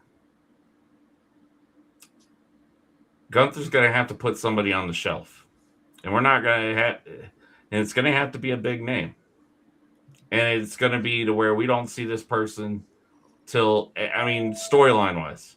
I don't mean go and personally hurt somebody. Yeah. But you're going to have to put somebody big on the shelf. And that's the way you make Gunther a Godzilla-sized heel. yeah, Roman Reigns would be one. that's the name. That's the name that comes to mind. He'd probably go do a movie anyways, so just make it work somehow. But Yeah, but for me, I'm thinking like that's not something they could do next year. Like build this up. Roman wins the title. Gunther hates the way Roman's held the title. just don't do it too long where this fizzles out. Because I mean, I feel like they missed the ball with Gunther already a few times. Mm-hmm. Yeah. And him retiring Ray would be another one. Dom got to do that one. I'm completely against that. I see what y'all saying, but that wouldn't give me the right heat to see him retire. I wouldn't mind one more match. Well, we've seen Ray and Dom already. Hold on. Unless you're telling me that Dom's gonna be taking the heavyweight title from Gunther after that. That's the only way I could see something make sense in that vortex. That could be a good way to turn Dom heel. I still would hate it. I would hate everything about it. I agree with Mike. Dom's got Eddie Flip heat. Yeah. As to where he can flip it from, say, AAA to Raw to where he gets babyface love down in AAA, but Eddie was famous for being able to have a crowd. I think one of the very few wrestlers in history that he could walk in and get cheered. By the end of the night, he getting booed. Mm-hmm. But that boo was coming with some respect behind it because he knew how to go. Yep, somebody else did this last week too. Got cheered halfway through the match. He got booed for the other half. We won't dive into that. His name might be El Idolo. So yeah, he kind of knows how to do that. But one thing I want to make sure that I don't skip, because I ranted about this situation on Good Morning IWC yesterday, so I'm not going to go too deep. But I'm going to leave it with a question I want you guys to answer. But I'm going to give you just how I'm seeing this situation. I'm so tired of these Sami Zayn storylines. And Sami Zayn is like a special talent, so this isn't a Sami thing. He's doing the best with what they could give him. He's one of those guys I believe probably needs a fresh start. I'm not saying to go to a rival competitor. I'm telling you a fresh start for Sami Zayn would be refreshing to see. Now, instead of ranting on the match, I did like the match. It's not about the match why I'm saying this about Sami. It's just about the whole, build up to everything Sami does is like the same. Brings me to what Michael Hayes says. I feel like that's how they're looking at Sami Zayn. Yeah. They just not telling Sami Zayn that. Like, you're there to put everybody over. It doesn't matter how much the fans love you. You're basically a glorified job at this point.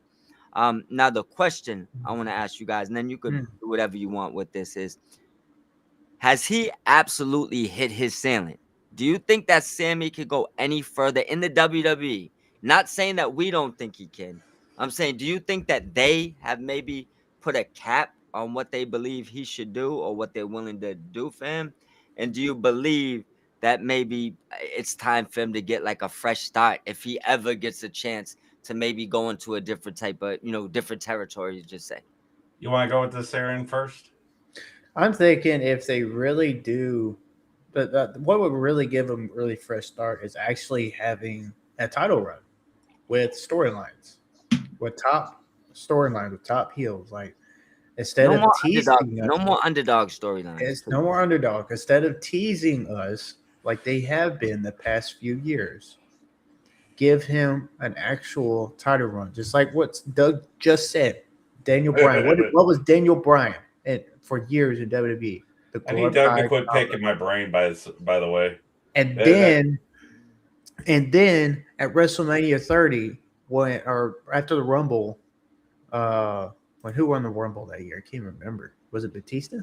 Yeah, I think it was It Batista. was Batista, yeah. Yeah. And the crowd hated it. The crowd was pissed off. And they basically started a revolution, kind of like Cody with the whole Rock, Roman, and Cody thing. Yeah. And they started to like, no, we're done with the old guys. Give us the new face. Give us Daniel Bryan. And then the But as WWE had but to as, bend the knee and roll with that. So but we could do that with Sammy to where things. he goes over and wins Two the title. things though, Aaron. The fans, I feel like, demanded that. I don't know if they're doing that with Sammy. It's kind of like similar to Not now, but if you Yeah. give the emotional story like they did with Daniel Bryan, haven't they gave it to us too many times already? For the work Yeah, again? you're going to play underdog stories a lot. yeah, I mean, I see your point. I mean, here's the thing. In the Bible of professional wrestling, sadly, underdog stories is always written in chapter this, subsection that. With Sammy, do I agree with Mike? He might have hit it. There might have been a hit of the ceiling with Sammy, yes, because at a certain point, you losing to Drew, Now, mind you, Sammy took Gunther's undefeated main roster streak. Mm-hmm. Oh, but if he's losing to Drew the way he did, if he got the crap beat out of him by Roman Reigns like he did at Elimination Chamber in 2023, I mean, I get it that you want to make Sammy the biggest baby face of the moment when you decide to frock him with the WWE Championship or the World Heavyweight Championship, but you're losing momentum from being able to do so by the year because Sammy, for as grizzled and physically long in the tooth that he is so far, there's not. You gotta either pull the trigger or tell Sammy, hey, you're never gonna hold it. The best you've had was the NXT title. Like they pretty much told him, like, you're a glorified jobber. Or not putting the title. Yeah, I think they like Sammy too much to maybe. I don't know. I don't want to turn this into a tribalism thing, but I think the reason why that quote got put on Chelsea Green was because a week prior she said, "Yeah, if someone gets fired, I got contacts for AEW, TNA." I don't think that was liked upstairs. So I feel like Michael Hayes kind of just threw something on Chelsea that he probably never would have said if she didn't co-sign AEW a week before. That's just kind of outside looking in. But that's the thing about WWE is it can be so petty. Like you're not the only company to wrestle for. Like if you want someone to stay in your company, then push them. Stop using them. Like they can job for a while, but push them. Just like why Ciampa left. Ciampa got tired of it. Ciampa got tired of being the jobber. Ciampa got tired of losing all the time. When you just pushed him at NXT Black and Gold. But NXT versus main roster is a different animal. Aaron, though, you pulled the nail out, and I'll say this last thing about this, and then I want to hear what you guys want to say. You nailed the hammer in. I think that The difference between Tommaso Ciampa and Sami Zayn, and this is why I asked that question. I think they was in the same exact position. I think that they're a great hand in the WWE side. They're always gonna be there from this point on. Doesn't mean a miracle can't happen where the fans demand something. You're there to put somebody over. And not saying that Ciampa didn't want to do that, but he at least wants to get in good wrestling matches and enjoy himself. Mm-hmm. It's his last run. I think Sami Zayn might have, maybe not saying he agrees with re-signing and being there now, but I think he might be a little content not doing more. But I think that he's another guy that could have walked into another one of these companies and been a big deal for 3 to Mm-hmm. 5 years Mm-hmm. versus what he's relegated to doing. Yeah. I mean, we know Sammy is a Paul Levesque guy. Yeah. I mean, day one He's not going NXT, anywhere. day one NXT, Paul Levesque guy. Yeah. Same thing with Kevin Owens. They're best friends. They're best friends of the Bucks. Yep. But you- Doesn't mean Have you noticed they're them- leaving. That's crazy, right? Haven't you Look at noticed us. though a lot of quote unquote Paul Levesque guys, except for the women, by the way? But Haven't that's you noticed a lot of them have from the NXT Black and Gold are still being treated like Vince McMahon owns the company? Oh yeah. Well, I think part of this, it just could be me. You let me know. Half of these guys that Triple H pushed in that Black and Gold era are really like Ring of Honor indie guys. They was Yeah. big. A lot of them right now, I think, are the same people that are intrigued to go to the other side because they're allowed to wrestle over there. So So Pro Wrestling Gorilla too, there, Mike. Yeah. Yeah. I mean, And that's the thing where I think AEW will gain a lot of ground. And of course, if you take that as a tribalism comment, whatever, I don't care. Because if you keep doing talent like this and you keep pushing these quote unquote mega stars and keep mistreating your some of your like good talent that you got, like Sami Zayn and others, instead of giving them a proper Sammy push. been chasing that brass ring that people been talking about for years. yeah. Yep. And You got to benefit your homegrown or your loyalists because at some point when they get signed to another company, yeah, and then they're going to spill all those fans over there. Like you're going to see Ciampa fans migrate over, and then if by some chance Cross signs over there, I don't think you'll see as many. It's not going to be a big chunk, Yeah. but I'm talking about in the future with more talent. But with people and more talent that gets pushed and developed and everything. Yeah. And they just keep getting job to these. I mean, look at how WWE is now. Look at WCW back in the 90s. What is the formula WWE is doing now that WCW did back in the day? Hogan, Macho Man. All due respect to them, but what ages all were they companies at when all they were companies have signed? done it here All lately. companies got some old guys. Look what happened to that. And I'm not saying WWE's going out of business, but I'm just saying look how it hurt Don't get WCW. that delusional, Aaron. No, I'm not. I said Now I'm about WWE teasing you. is not going out of business. But everybody has done it to everybody. Look at what all the young talent did. Jericho, Guerrero, Benoit, and many others jumped to WWF because who was pushing the younger stars? Vince McMahon. Hold on one What second. is happening in AEW? Although there's a few older ones such as Moxley and FTR, but look what Tony Khan is doing over there. He's doing the same thing. Hold on one second. When Jericho and Benoit and Saturn and Malenko and Guerrero and even Rey Mysterio left, because Rey Mysterio actually had left the company long before WCW had actually called it a day. I think he was out 6 to 8 months before that last Nitro. Might be wrong. It's been 20 something years. But when they left, that's a mess. Does anybody know the reason why Benoit left? Because they wouldn't be pushed. They wanted to be pushed, right? Guerrero. Yeah. Remember that Sin match against Sid Vicious? Mm-hmm. Yeah. And Johnny Laurinaitis, who was the agent, Johnny Ace. One of the biggest mistakes Vince McMahon ever made was bringing in some of the bookers from WCW and letting them have a hand in WWE business. Mm-hmm. But Johnny Ace and Kevin Sullivan ripped the World Heavyweight Championship out of Chris Benoit's hand because Sid's foot was under the rope, or what it looked like was Sid's foot was under the rope. Stripped Chris Benoit off air. Instead of allowing that to be something on TV, Benoit and that group said, excuse my language, I'm going to go ahead and get it out there, Aaron, because I've been wanting to say this word all day. Yeah. They told WCW, you can go fuck yourselves. Yep. And went That off to kind of WWE. started the demise. That's where it started. Mm-hmm. And I'm not saying that's going to happen to WWE. WWE has way too much money, way too much fan. Like they are like it doesn't matter. But I'm just saying, as far as many fans just growing tired of it to where they want to, man, let's see these guys over here how they thrive. Like now Kevin Owens, Sami Zayn, with all due respect, they are in their 40s.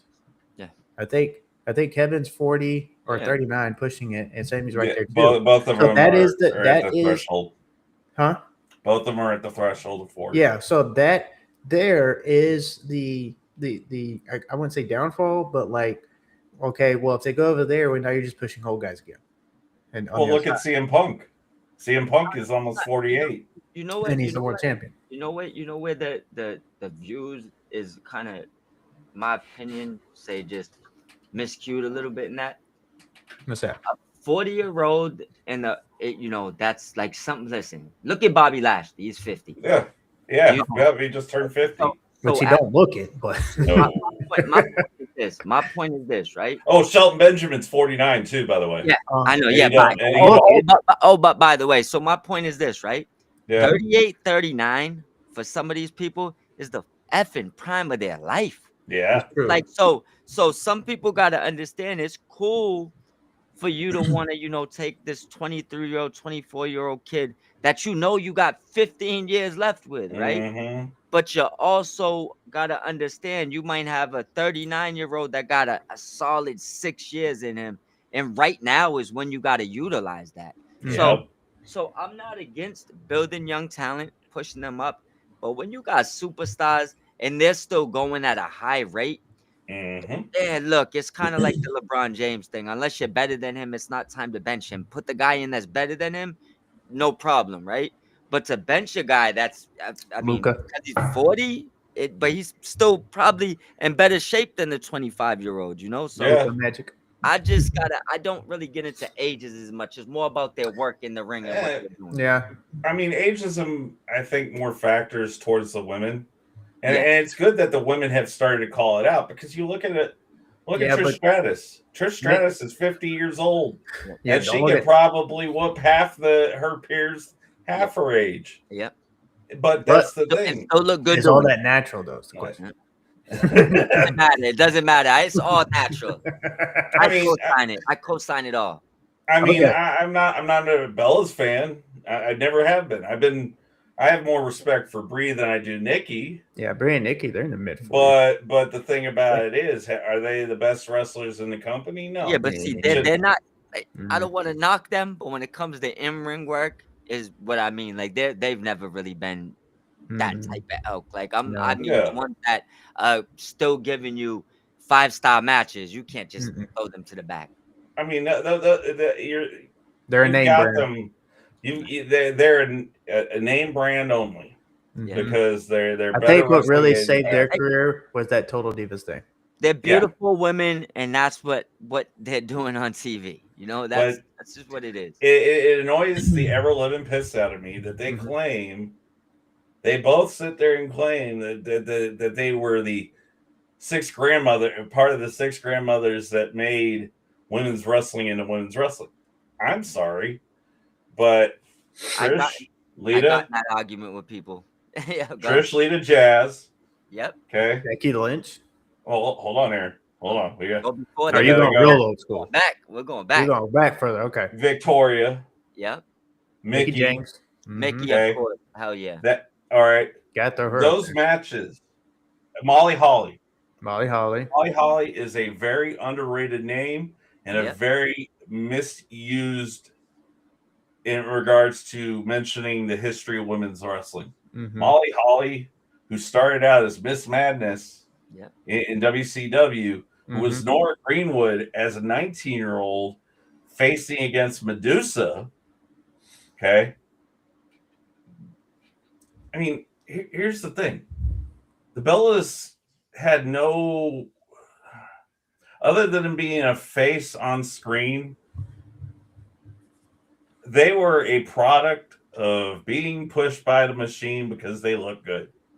And because you got to give them that at least. and who their social partners were. John Cena, Bryan Danielson. Okay. Yep. It was the Sarayas, the Emmas, the Charlotte Flairs, the Becky Lynches. Who remember Sasha, Asuka. Let's remember, Sasha has shown videos of back when she joined late FCW, early NXT, when her promo game almost got her cut.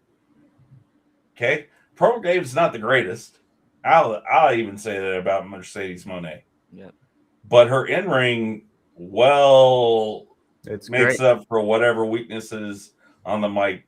She's gotten better on her promo skills. She's gotten better because AEW is allowing her to get better. Well, AEW is also understanding this is where we need to attack these weaknesses. Yep. As to where they were like, oh, hey, let's just put this on screen and think everybody's going to tune in. Yeah, I've noticed that with AEW a lot lately because used to, not hear anybody go on there and cut a promo, and some of them were like, yeah, it was all right, or that was bad. And then now, like the promo game, going now because there was some cringe. It's been. I think Doug, have a good one, sir. You too, Doug. Have a blessed one. Think back about that Marina Shafir one from like a couple years ago. Oh my God! Yeah. Did you know me one? Hey, listen. I love that Marina Shafir. If she ever gets on the mic now, just keeps it short and sweet. Because she's a badass. Yeah, because her in ring has gotten far better. It also helps to have Roderick Strong as your husband. Yeah. But the thing about it, and have John Moxley as a mentor. Because say what you want to say about John Moxley. John Moxley's not a scrub. Wasn't a scrub in CZW. He got held back in WWE. I agree. He was WWE champion and he was with the Shield. But as far as letting him really be Moxley, be John, be Ambrose, WWE held that back because of the. They tried it with the Lunatic Fringe, but I think that they just revered the other two guys way more than him. But I think there was something else that we're forgetting here in regards to this. Last thought, then we got to move on to Rumble. Yeah, as I am crunched on real quick, and we'll get this done. Two things that hurt Moxley in WWE in front of Vince McMahon, I think, was his lackadaisical response. Try to say that word 7 times fast because that's the only word I have difficulty with. Response during the Stone Cold podcast, because you're talking to one of the 6 grandfathers of the company, and you're like, and then the effort he put in that Brock match at WrestleMania 32. But he voiced the why because he was frustrated throwing him in with the match and throwing him in with Brock with no real story build. Yeah. Yeah, I mean, that was one of the big complaints too. Cody, Roman, Punk, Cena. There's a lot of story Brock and Roman. And that's the thing. Oh, I'm just gonna go throw Dean Ambrose in with Brock Lesnar with that much story attached to it. You're pretty much telling it could have been so much more than what it was. John Moxley, if you will, baby, should have been a lot more in WWE, but as he was getting long in the tooth before he left for AEW, you could see the burnout. Hey, I'm trying to show you I'm worth putting the belt on. but you keep just dicking me around. And when you put the belt on me, you didn't really do much of anything with me other than throw me in a gas mask. And they made him look ridiculous. He even said it. Yeah. It's like, make up anything that's not completely stupid. He was like, "You're Yeah. gonna make me leave to the Indies." He was like, "You're And gonna one thing make that me he leave all said, this money to go to the Indies." one thing he said that really did it for him, if I remember correctly, is that when Vince had him go out and cut a promo about Roman's Yeah, the cancer. health issue, Yep, the cancer. and that's when he Yeah. was like, basically, because he was basically forced to do it, Yeah. and he didn't want to do it because that's a serious issue. You know, that's his brother, it's his friend, and that could have taken his life. Yeah. And Vince wanted to turn it to the storyline gig, and it's like, no, well, I don't want to do that. And then he basically made him go do it anyway, and that's what kind of, I think that's what kind of sealed the deal for him. Was like, One. you know, Yeah, I'm not doing that crap. There are certain lines you don't cross, Yeah. whether in pro wrestling, in sports, or in life in general. Yeah. Let's say Mike's suffering. I'm not gonna get success for reveling in his suffering. That's Vince McMahon. For as many good moments as that person brought us, He had a sick mind. Yeah, there was. Because there was one storyline that Stephanie revealed that he was wanting to do. Well, them, I mean, them having a baby, and I'm like, us older fans have known about that one. Oh, yeah, we yeah, know but about that I mean, come on. And then this is a guy, and that's why a lot of the women love it now more than when Vince was there, because I guess they don't feel like having to look over their shoulder. I guess I don't know, because Vince was that way, and that's why he's axed. When you're a billionaire, when you're a Mm-hmm. billionaire, sometimes you get into this mindset that you're untouchable. Look at Janelle Grant right now. It's proving that Vince is not untouchable. Yep. Now, mind you, we haven't heard any information on what Vince went through or is going through. But the latest things you've seen with Vince on Instagram and other socials, he's doing just fine. Yeah. He's an 81, 82-year-old man right now that's just sitting there going, "Hey, I ain't got to worry about a goddamn thing," because weird mustache. He got rid of the mustache, thank God. But the thing about it He tried. is and this is where I think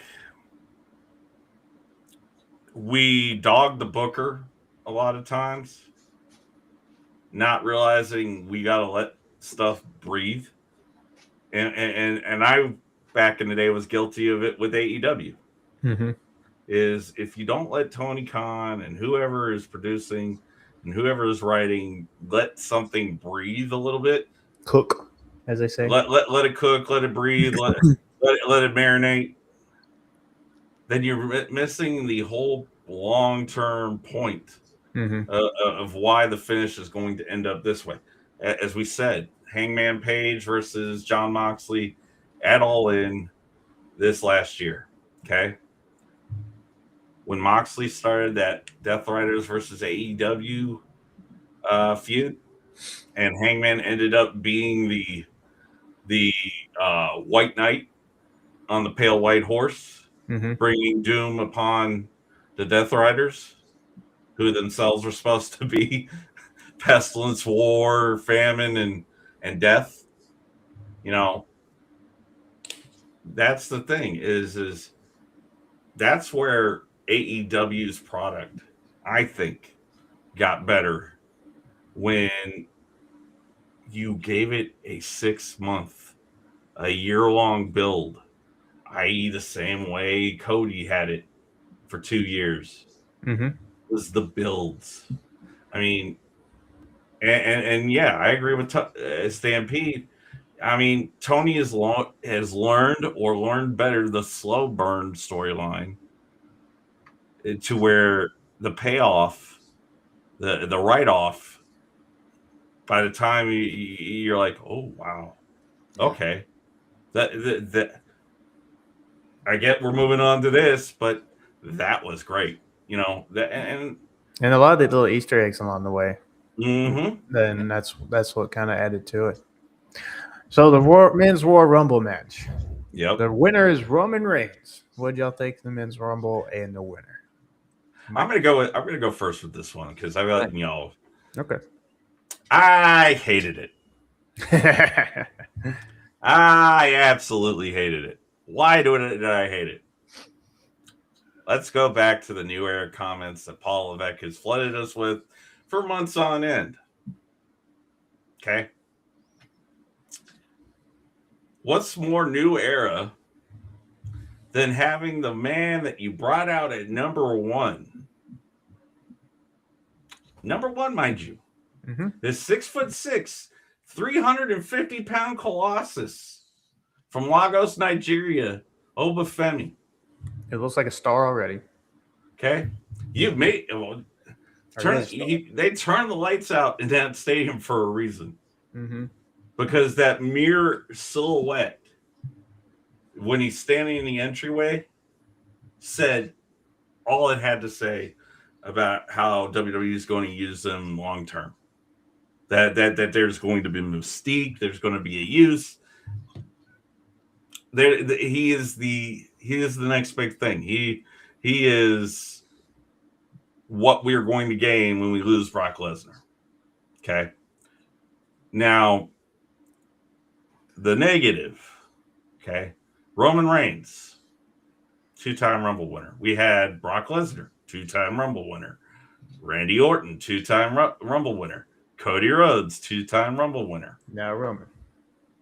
Well, Roman has never, since about when the start of the bloodline, Roman didn't need a King of the Ring or a Money in the Bank or a Royal Rumble, a first contenders match.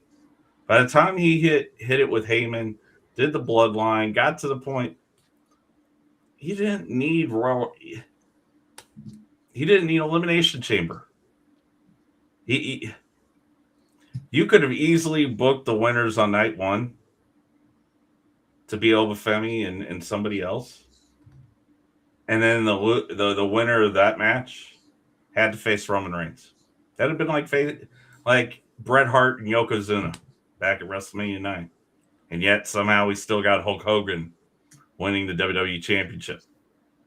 Okay. Roman doesn't have to earn his way in. And that's what they did to Roman, was make him earn his way in. They could have booked Vegas a whole lot different. I think Obafemi should have won. I think Saturday night's main event in December seeded the Garden to a future Drew and him match. And it would have been perfect for Drew as a member of that slowly aging post Ruthless Aggression era to be able to go, okay, I'll put him over. Like I said, the Royal Rumble, I loved how they made him look strong in the beginning, but how he was eliminated. Other takes, Powerhouse Hobbs looked really good. I will give Royce Keys, Powerhouse Hobbs, his flowers. He looked really good for about 10 minutes he was in there. He's going to be a player right wherever he lands, because because WWE is great with super heavyweights. Oh yeah. And I say that cautiously because I think Stampede's going to probably go, well, what about Big Van Vader? But no, the last three, was it Roman, Jay? I think Jay was one of the last three, right? I didn't need Jay in there. No, it was Roman. Or was Gunther, it Randy? Logan Paul, and Randy. Oh, okay. And I think Logan Paul was thrown out by Gunther, and then Randy was eliminated. Yeah. You're getting to a point where, and I'm saying this out of respect to the man, Randy deserved that win more than Gunther, more than Roman. But there were ways to, if Gunther was going to win, how it was going to play out. The same thing we're seeing with Roman and Punk. So I Vader roughed up their boy toy. Well, if Shawn Michaels talked to me the way he did Vader, dude would have lost his smile about half a dozen times.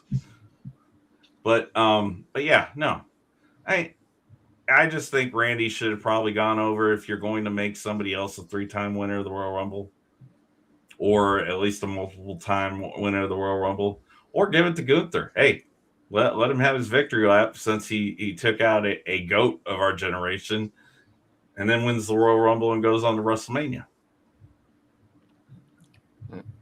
I hear that. I'll be quick on this one. I didn't like the men's Royal Rumble. I think that the final four was trash. I think that you could have obviously made Hobbs, put him over the first night. I don't never expected that to happen. He did have a good showing, but I personally would have went with Oba, or going from the crowd reaction out there. Yeah, Yeah. how many? See, I think he got the biggest crowd reaction in that whole stadium. So if you're ever gonna give LA Knight, I think is another one in that position where Mm-hmm. he's a good hand, a good worker. They're just not gonna tell you what they told Chelsea, but they're never doing it for you. But I would have liked to see one of those people take it, whether LA Knight, Oba Femi, or maybe a surprising win by Will Hobbs. You said everything that needs to be said, Chris. Roman did not need this. Nor did we. Nor did we. And I like Roman, so it's not nothing against him. Um, but there's other storylines I think he should be a part of, and this should have been about putting somebody like a new talent over, not telling me to go back to 1999 and rewind the VHSs. And Aaron probably don't even know what that is. But I had VHSs. yeah, but We had a But little did he have portable laser TV in disc? my van. Did you have a laser disc? A laser disc? Yeah, I had a disc. well, No, the laser disc was free Blu-ray. yeah. Yeah, I had those as well. Well, And bottom Blu-ray. line And is we I'm didn't need 32. to friend the Blues. You know what I'm saying? I just say wasn't a good Rumble for the fact that it made nobody. It just Mhm. sent us Yeah. backwards. It didn't go forwards. And the new era thing, Triple H needs to please stop saying that, because you're not really giving us much new. If Obo walked out with that title shot and you said it's a new era, you would have had me. Oh, You ain't or screaming Braun new era Breaker. at Roman. Or Yeah, Braun Breaker. Braun's Yeah. another one right now. Honestly, he doesn't But even need Oba, for he sure. doesn't even need a Rumble. Like Oba Oba, made him right now. Oba, when he debuted on Saturday Night Main Event, and you saw that crowd, 19,000 of them to be exact, Yeah. or plus, and they popped, and then they were doing the ho, the little strut ho. I'm like, this dude's a star. You need to put the strap on him, put him Yep. in top stories, put him in the main event now. Don't wait. Don't let his or Yeah. his, Look at or Moose. momentum burn Call out. the Mummy Don't franchise. Say you wait. got the next one. Yes. All that. Dude, Yeah. this guy is so over. Like, I don't know what. Like, He's over Oba like is Rover. awesome. He's over Like- like Rover. Right. Like, and you like this could have been, or at least have him break the dang gum record. Like, he could have done that at least. Yeah, And I make thought him the that's Iron what they Man. were Yeah. going with. And then he gets eliminated because he had up to 5 or 6 eliminations. I'm like, oh, he's gonna get the record because he was throwing people out left and right. I think he'll win mean- one of the next 2 Rumbles. This was his big entry one. He'll get one of the Yeah. next 2. But But I man, feel him like winning would have been, or especially having him and Roman in the First final day. 2, bro. This was his welcome to the party. Mhm. I agree with Mike that in the next 2 or 3, Oba is definitely going to take one. It's got to be next year, bro. Like, I don't know. I think Breaker probably will be next year. I think that would Oba be will cool follow too. him. 1 and 2, but Breaker, Oba, honestly, they're going to be the top 2 stars. It's going to be a pattern of how they came out of NXT. I just think Breaker right now, I Mhm. feel like they could already just skyrocket him. I feel like if you do it right Mhm. now, he doesn't like. He's like a new animal. Roman, he's that next one. It's like he could win a Rumble, but does he need it right now? Mm-hmm. No, It's great to get the accolade, but Think I about don't think, but I think right now, had you gave it to Braun Breaker this year, it would have been fire. Yeah. Mhm. Next year, I feel like you're gonna make him wait that long. He might start fizzling out as far as what's going on with him in the following he got. I mean, he's still hot right now, but we'll see how the year But goes. I wanna see him have gold way before next year's Rumble. For a That's lot yeah. of us, For for sure. a lot of us, the Royal Rumble is that at point where somebody new or somebody yeah. that is money. Mm-hmm. Okay. Obafemi. Obafemi's got. Oh, let me just use a oft-used cartoon reference. Yeah. The bank in Ducksburg and Ducktales. Okay, Nice. that Obafemi is a Scrooge's money bin Mm-hmm. on steroids. Yep. If he's booked right. Mm-hmm. Same thing with Breaker. Booked right. Here's another thing. Breaker is a generational talent. Mm-hmm. Okay, Like Cody. like Cody, like Charlotte, like a few others in the company. Lexus King, perfect person to, perfect person. Lexus King, CM Punk, Cody Rhodes, others who have worked with him in both AEW and WWE sit there and say, if this young man who is the son of an all-timer, Mm-hmm. okay, and God bless Brian Pillman, Yeah.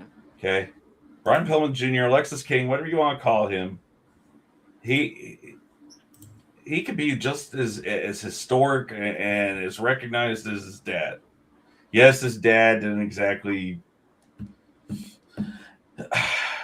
meet his end the right way, Mm-hmm.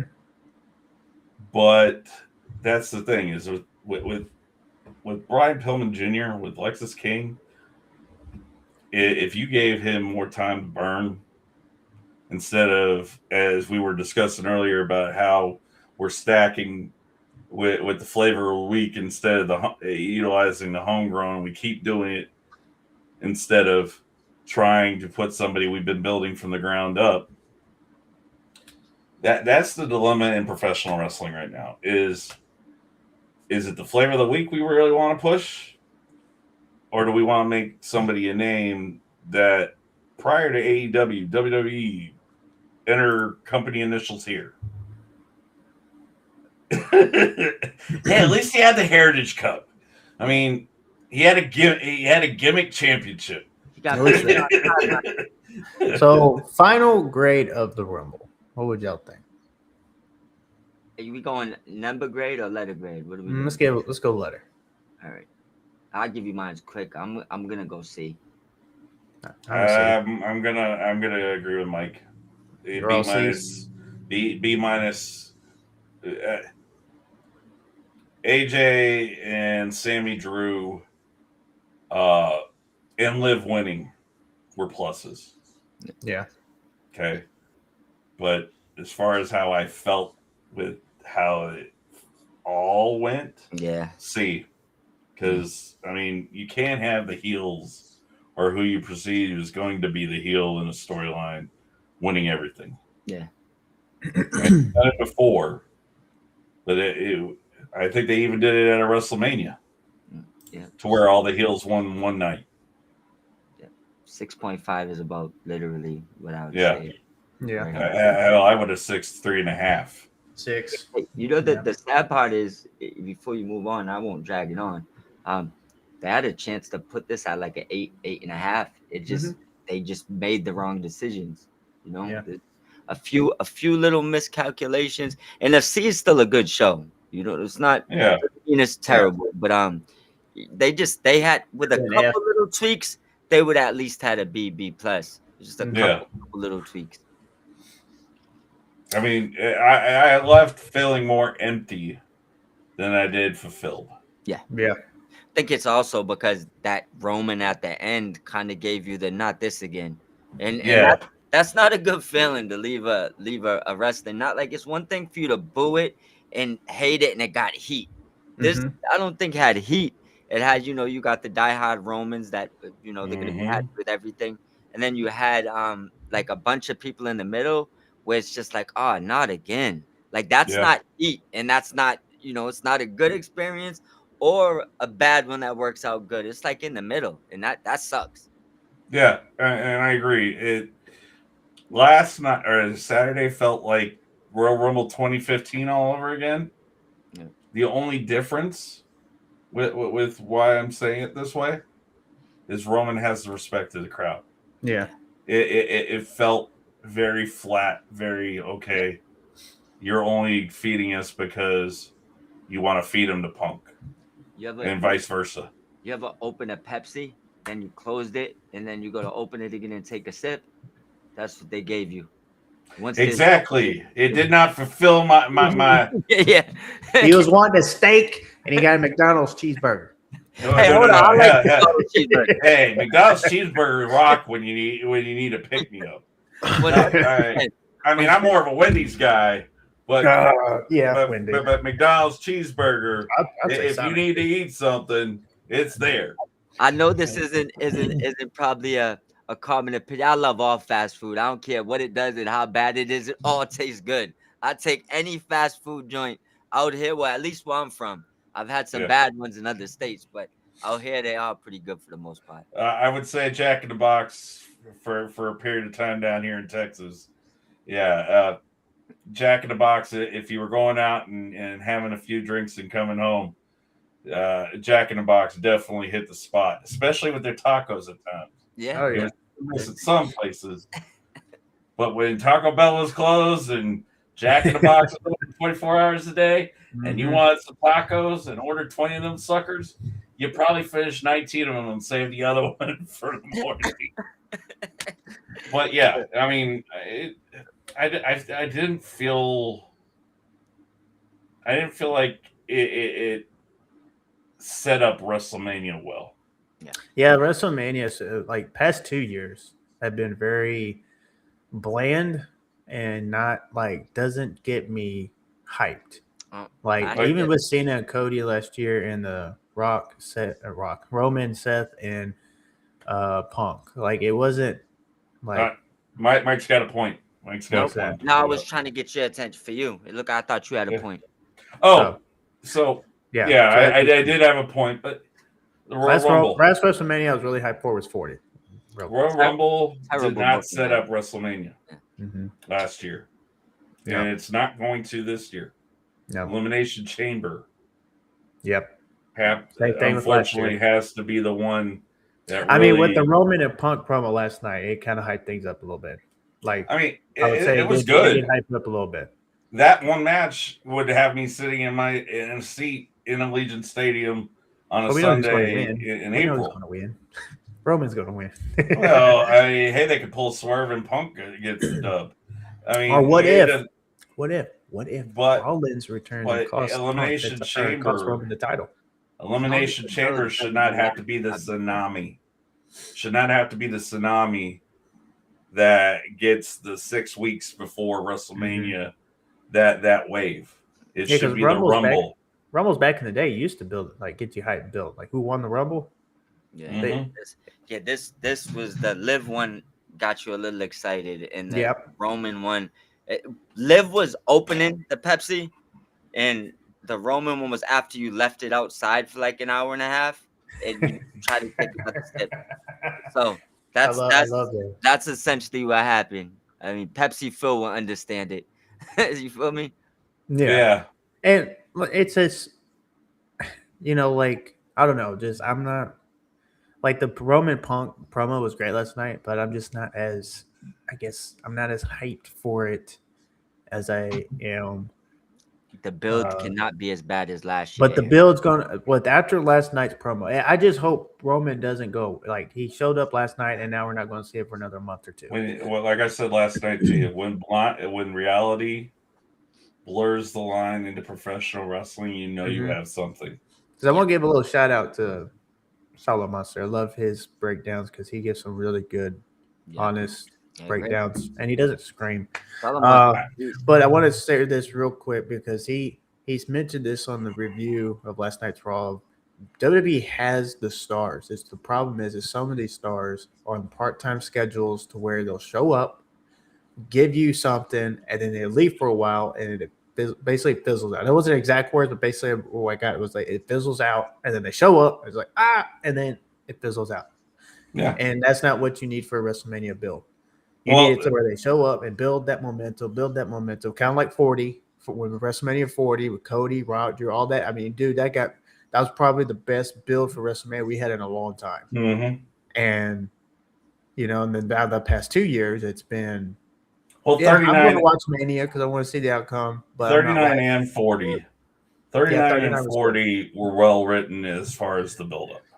But 40, man, like 41, that got my emotions all over the place, bro. with 41,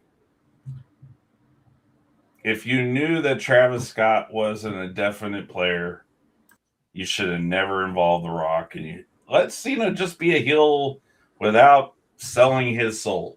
Cena could have easily turned hit the low blow on Cody and just been a heel all by his own, and then cut the promo after all that. And you know where I would have turned Cena last year?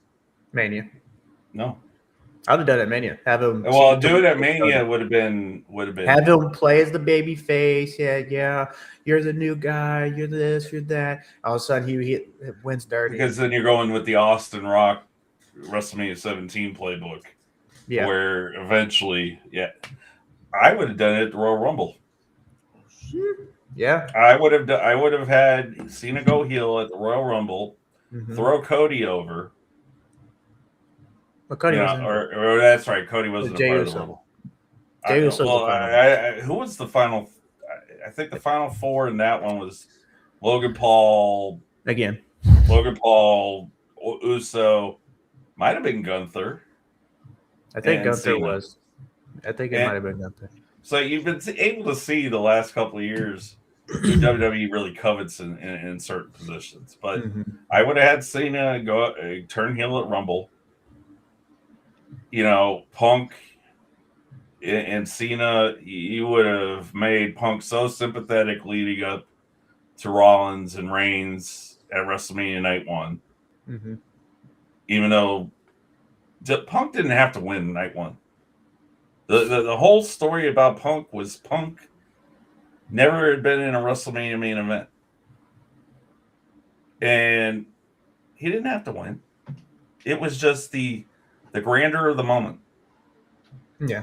It was the hey, I've made it. And you could see it and even how they storyline built it up on socials. But you could even hear it in his voice in interviews. This really meant something because seasons change and people change along with it. Had the company not changed around the same time Punk was having to learn to go, okay, I need to be less thorn in the foot and more cog in the machine. And not saying cog in the machine in the sense of, oh, hey, this is what's up. It's more Punk as an elder statesman now means more to the business than a misanthrope Punk that we get towards his end in 2014. We could all Monday morning quarterback how we were going to do things. But that's the thing is the Royal Rumble should be the initial. It should be the earthquake, to where the initial tsunami. Yeah, should be stepping stone to get us on that right foot and let's run. Is to where Elimination Chamber continues the aftershock and that wave's growth. And by the time WrestleMania hits, that wave should be as high as Everest. Yep. So that way, that was what WrestleMania 40 was. Yeah. So that way, the payoff is that much more satisfying when night 2, the main event is over. Mike, final thoughts. Yes, sir. We'll go with final thoughts. What do you want me to give you final thoughts on? What part? We'll just say give your final thoughts on all we talked about, or if you don't have any, you can. Oh no, I'll give you my final. You can, and then kind of give where your socials are, and then we'll kind of right after. Yeah, and then sorry to tap out a little early, but my cousins is getting impatient, and I got to get things into the other apartment before 9. They And my have a son's waking up, so I quiet gotta. period. But I'll put it like this. I'll give you an overall summary. As far as AEW, they just need to continue doing what they're doing. I think Tony's done a lot less complaining, and even with things like, and people could go back and forth with the tribalism or your preference or whatever the case may be. I think that WWE threw a few TNA jabs his way, and was kind of, even some of the TNA people started buying into the hype. Nothing against Matt Hardy, because I feel like he even said it the best when he used the word perception. They wanted to, let AEW know they was coming for that #1 spot. What Tony did is he didn't argue. He signed half of their locker room. So He's like, okay. you don't need to respond. Sometimes you just keep it in stride, keep doing what you're doing. He signed more people, I think, this year than he did all of last year. And I think, not saying they're not great wrestlers and not saying he's not going to do things with them, but I think a lot of that was let me just show you something, Now, as far as WWE, they need the creative has been a real big problem. I don't think even their own people are shying away from this. And I think that Chris nailed a lot of good points with the CM Punk and stuff like that. I just kind of don't what Triple H was doing in the beginning, NXT or even early versus now. I don't know if he's getting lazy. I don't know if it's getting hotter. I don't know if there's more cooks in the kitchen, but it's night and day. This really, what he's been doing hasn't really, it's nothing to go crazy over. I'll say that. He's kind of just keeping the boat going right now versus before he was elevating everything mainly through the wrestling. Um, but I think they'll all be fine. I think that WWE needs to worry maybe a little bit less about the shareholders. But the Royal Rumble as a totality, it wasn't bad. I just prefer them to stay in the States and keep the uncomfortable, because it's not me that's saying I'm uncomfortable or things like that. And I'm not saying these women want to be underdressed. I'm just saying when they're showing up and they got to do things they don't normally got to do, and they're performing in front of an empty crowd because that religion maybe doesn't value you the same way that some of the crowds will out here, is a little disappointing. To shave a little bit of money is fine to give your wrestlers a better experience, in my opinion. Yeah, that is a little bit ridiculous. Now, I want to say one more thing because I'm gonna jump off and not touch on it.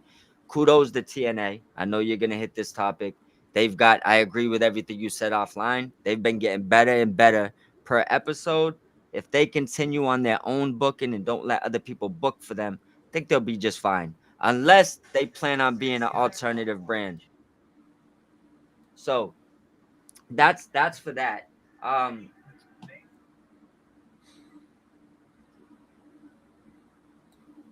right. So as far as that, I think they'll be all right.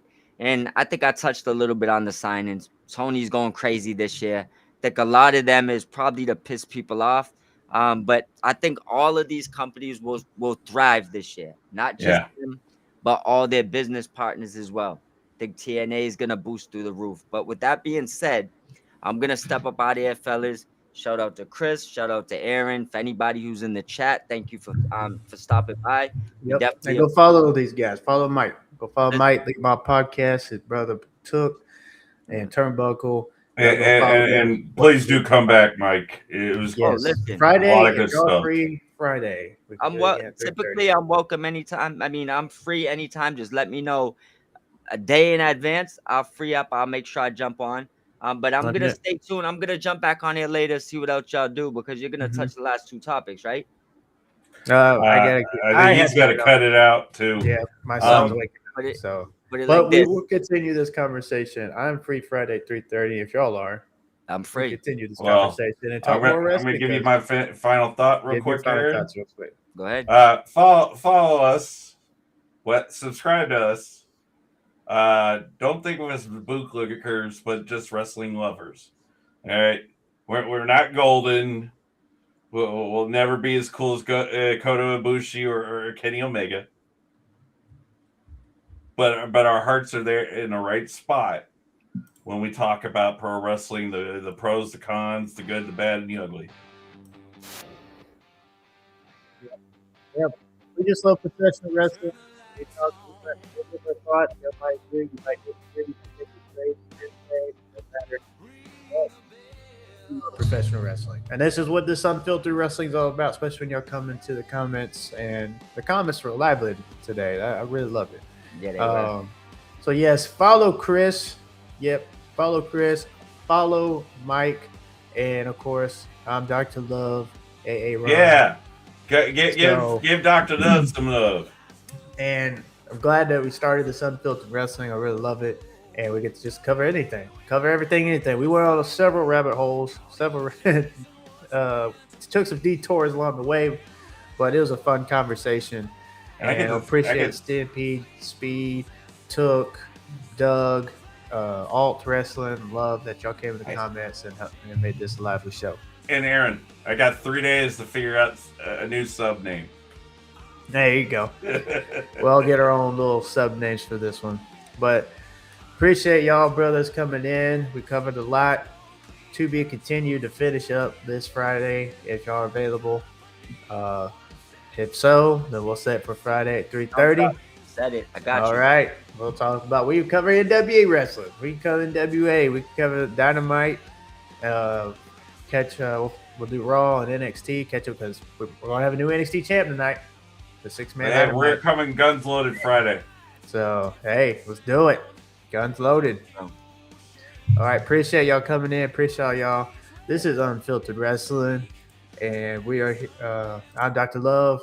It's Chris Branson. Oh, that way. And then there's Mike.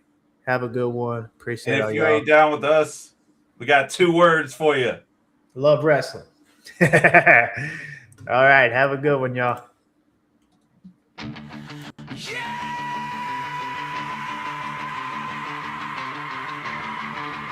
From the first bout to the last stand. This is for every fan who loves it. I am Dr. Love. And this is Aaron Loves Wrestling. Yeah!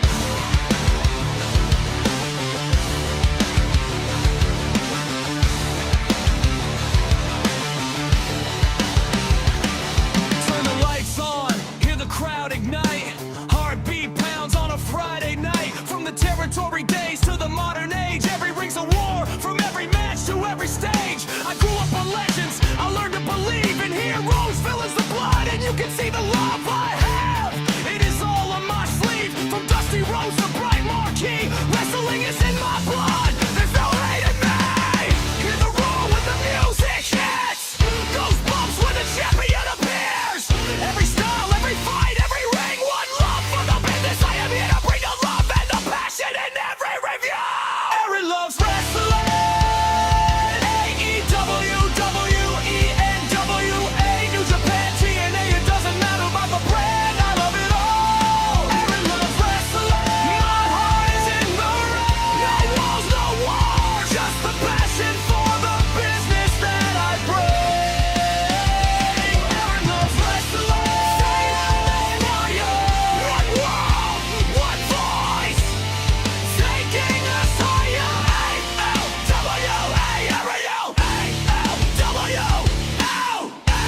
AEW. Monday night Raw to Friday night SmackDown. Saturday night main event under the neon lights. The NXT has the rising stars. The future is looking pretty bright. Dreams get built in every fight. From Wednesday night Dynamite to Saturday night Collision. New Japan battles, hearts on fire. From the Tokyo Dome to Arena, Mexico, in every zone, every style's a kingdom, every ring is a throne. Give away to AEW, every New Japan pride. AEW on the way, AEW on the road. Different letters with the same love and passion pounding in us all. Aaron Loves Wrestling. Every brand, it doesn't matter about the 3 letters. From the local hall to the global star. Oh my God, that sound. When the essence hits, we are all ready to sell. Aaron Loves Wrestling. Side by side. No tribal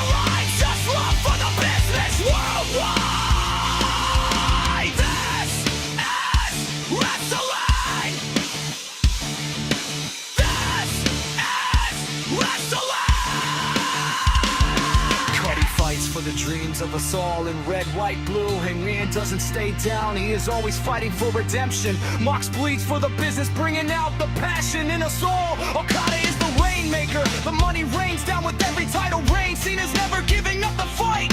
Fear strikes in the heart of man when Undertaker appears. Sting is the vigilante that every villain fears. Legends will always be remembered, they never retire in our hearts. They will live on forever. From Flair to Michaels, from Hogan to Cena, from Omega's rise to acknowledging Reigns. Different paths but the same damn ring, same damn love for professional wrestling. Say it loud, I love wrestling.